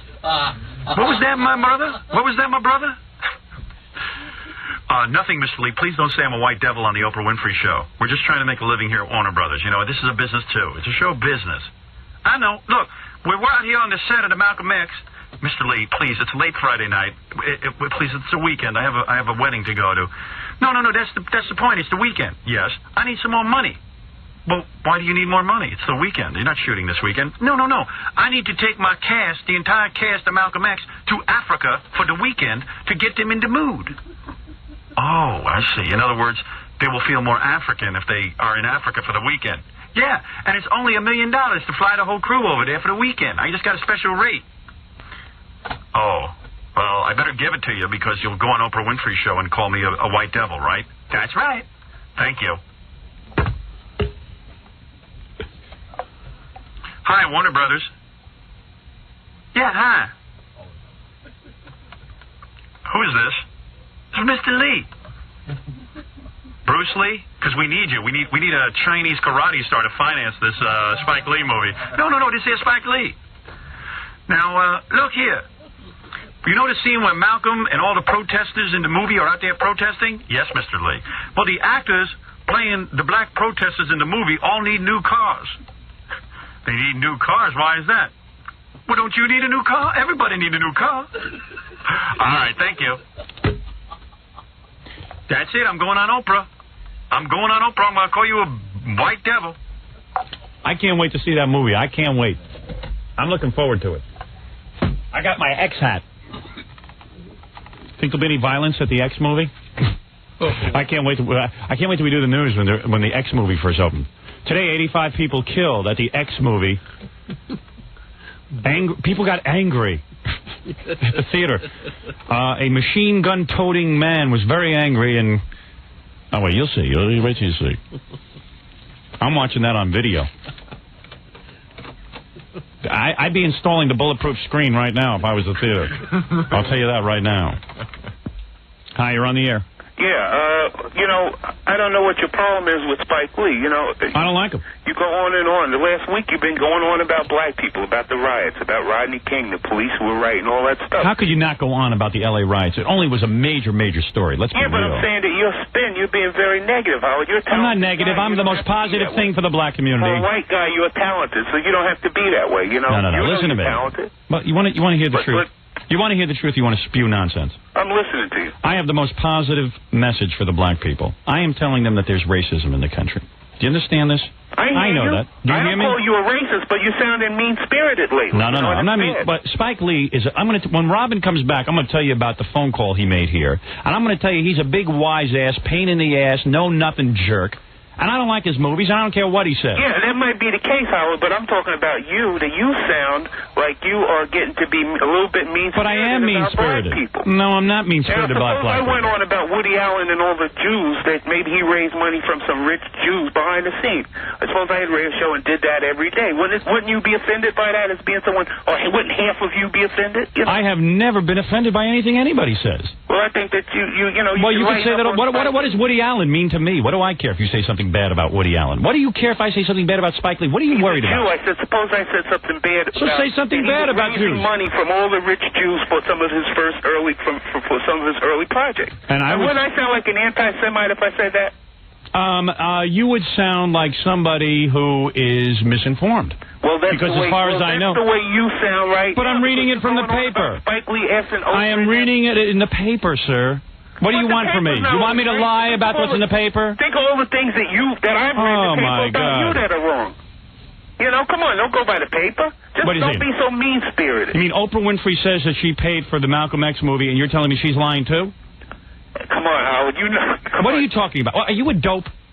Or are you pretending to be a dope? Come on, Howard, don't be like that. Don't be mean-spirited. But I'm not You're mean-spirited. talented. For a white boy, you're talented, so you don't have to go that way. Listen to me. Listen to me carefully. I'm going to tell you something. For a white guy, you're talented, I'm telling you. I am telling you that I am not mean-spirited.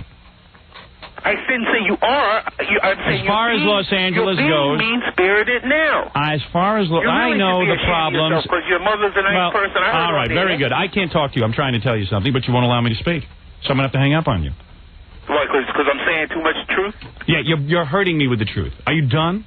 I'm listening. I can't take it anymore. I'm listening. You've changed my life Don't be mean-spirited. with your that's enlightenment. all. And let me tell you something. I will be mean-spirited. Don't. You better not be.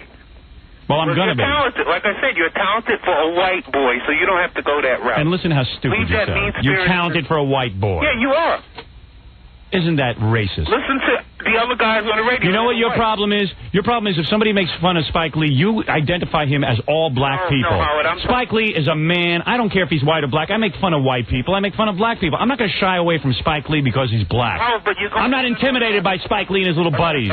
They can call here all they want. I'm not intimidated by them. One of his buddies. But you're going on last week. I don't care if you're one of his buddies or not. You're going on last week about the cops and Rodney King. And I feel very strongly about it. I feel black people are in a real crisis. I agree with you, Howard. I have no problem that most of the mothers in the black community are giving birth to illegitimate children. There is a crisis going on, and I'm not going to whitewash it. I'm sorry. But most of the time you're funny. You're always pretty funny, but when you go on with that mean-spirited stuff... Oh, come on, get with it. All right. Just behave yourself, all right? Stay away from the police. Okay, yeah. All right, good. Yeah. Dope. Spike Lee, those aren't movies. Those are sleeping pills. Puts you right out. And then Spike Lee, he's got some nerve calling here. Let him call me. Never mind calling Robin, you big pussy. Call me.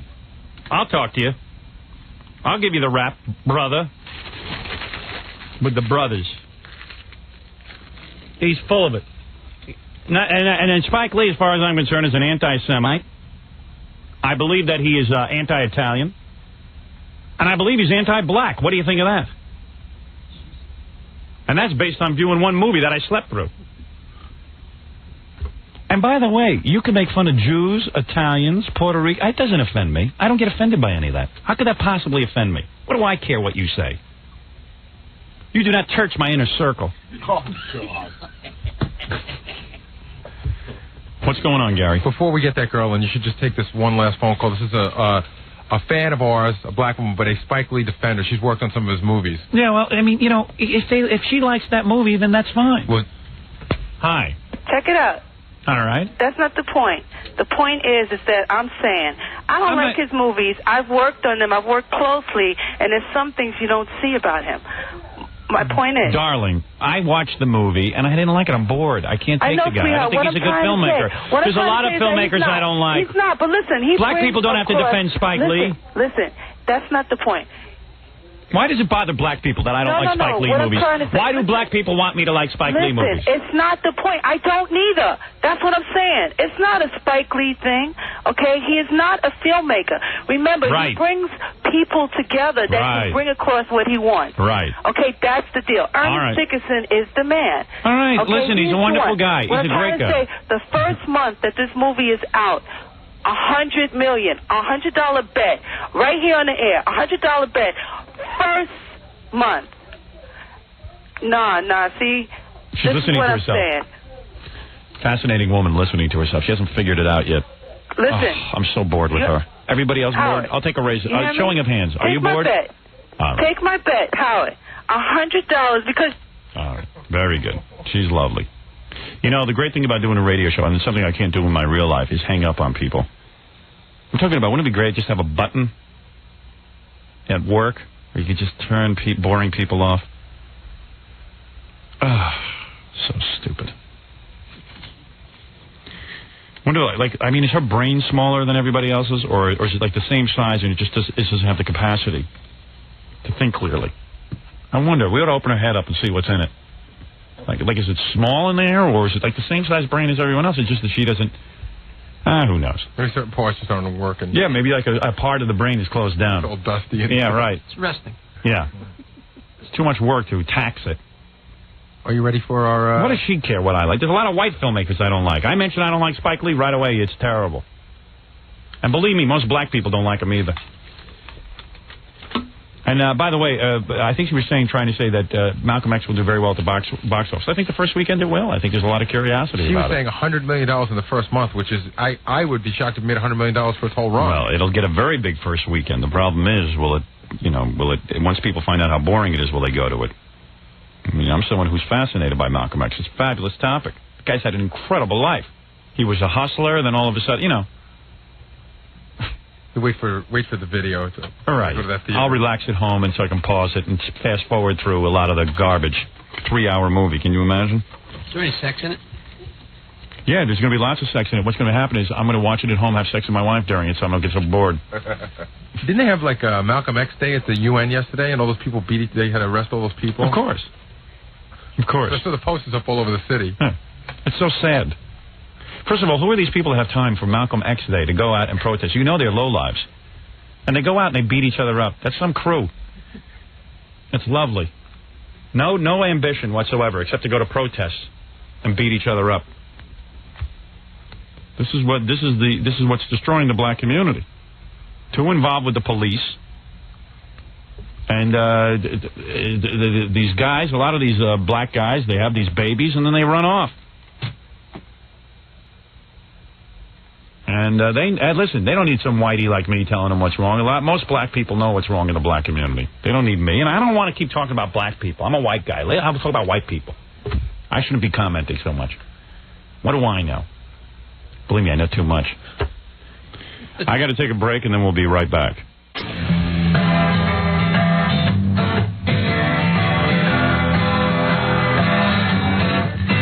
There's a guy named Todd Satoothie. He's gonna be with Howard for life. And his teeth are huge and green and stink. They're as big as a kitchen sink.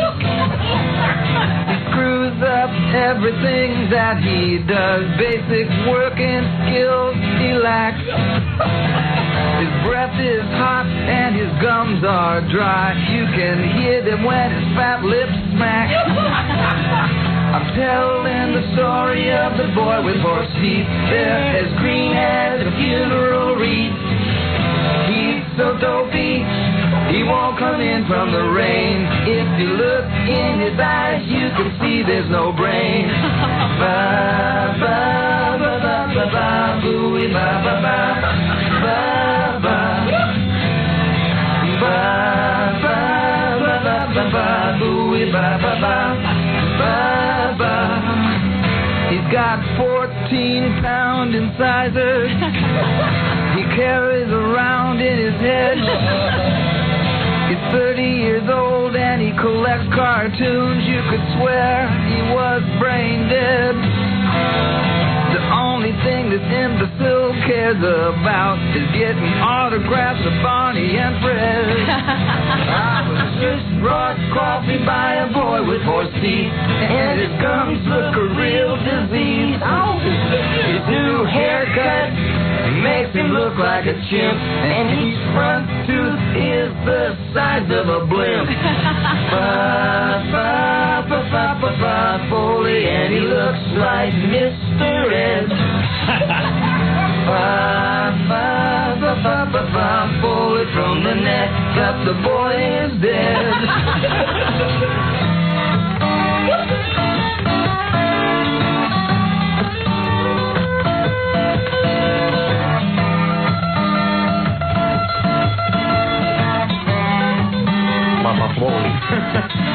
After brushing his big putrid teeth, his foul gray grums, they start to reek. Grums. His choppers are huge and green and stink. They're as big as a hockey rink. The Rangers. Takes the lotion of mouthwash just to freshen his breath and keeps things from getting gooey. Robin Quivers wants to fire his ass, but Howard loves that fa-fa-fooey. I told told you the story of the boy with horse teeth. His two front choppers are as big as your feet. He's so dopey and barely toilet trained. When you look in his face, you can see there's no brain. My monkey watching his lips a lick. My monkey, his mouth will make you sick. Ba ba ba ba ba ba ba booey ba ba ba ba ba ba ba. What do you think, Howard?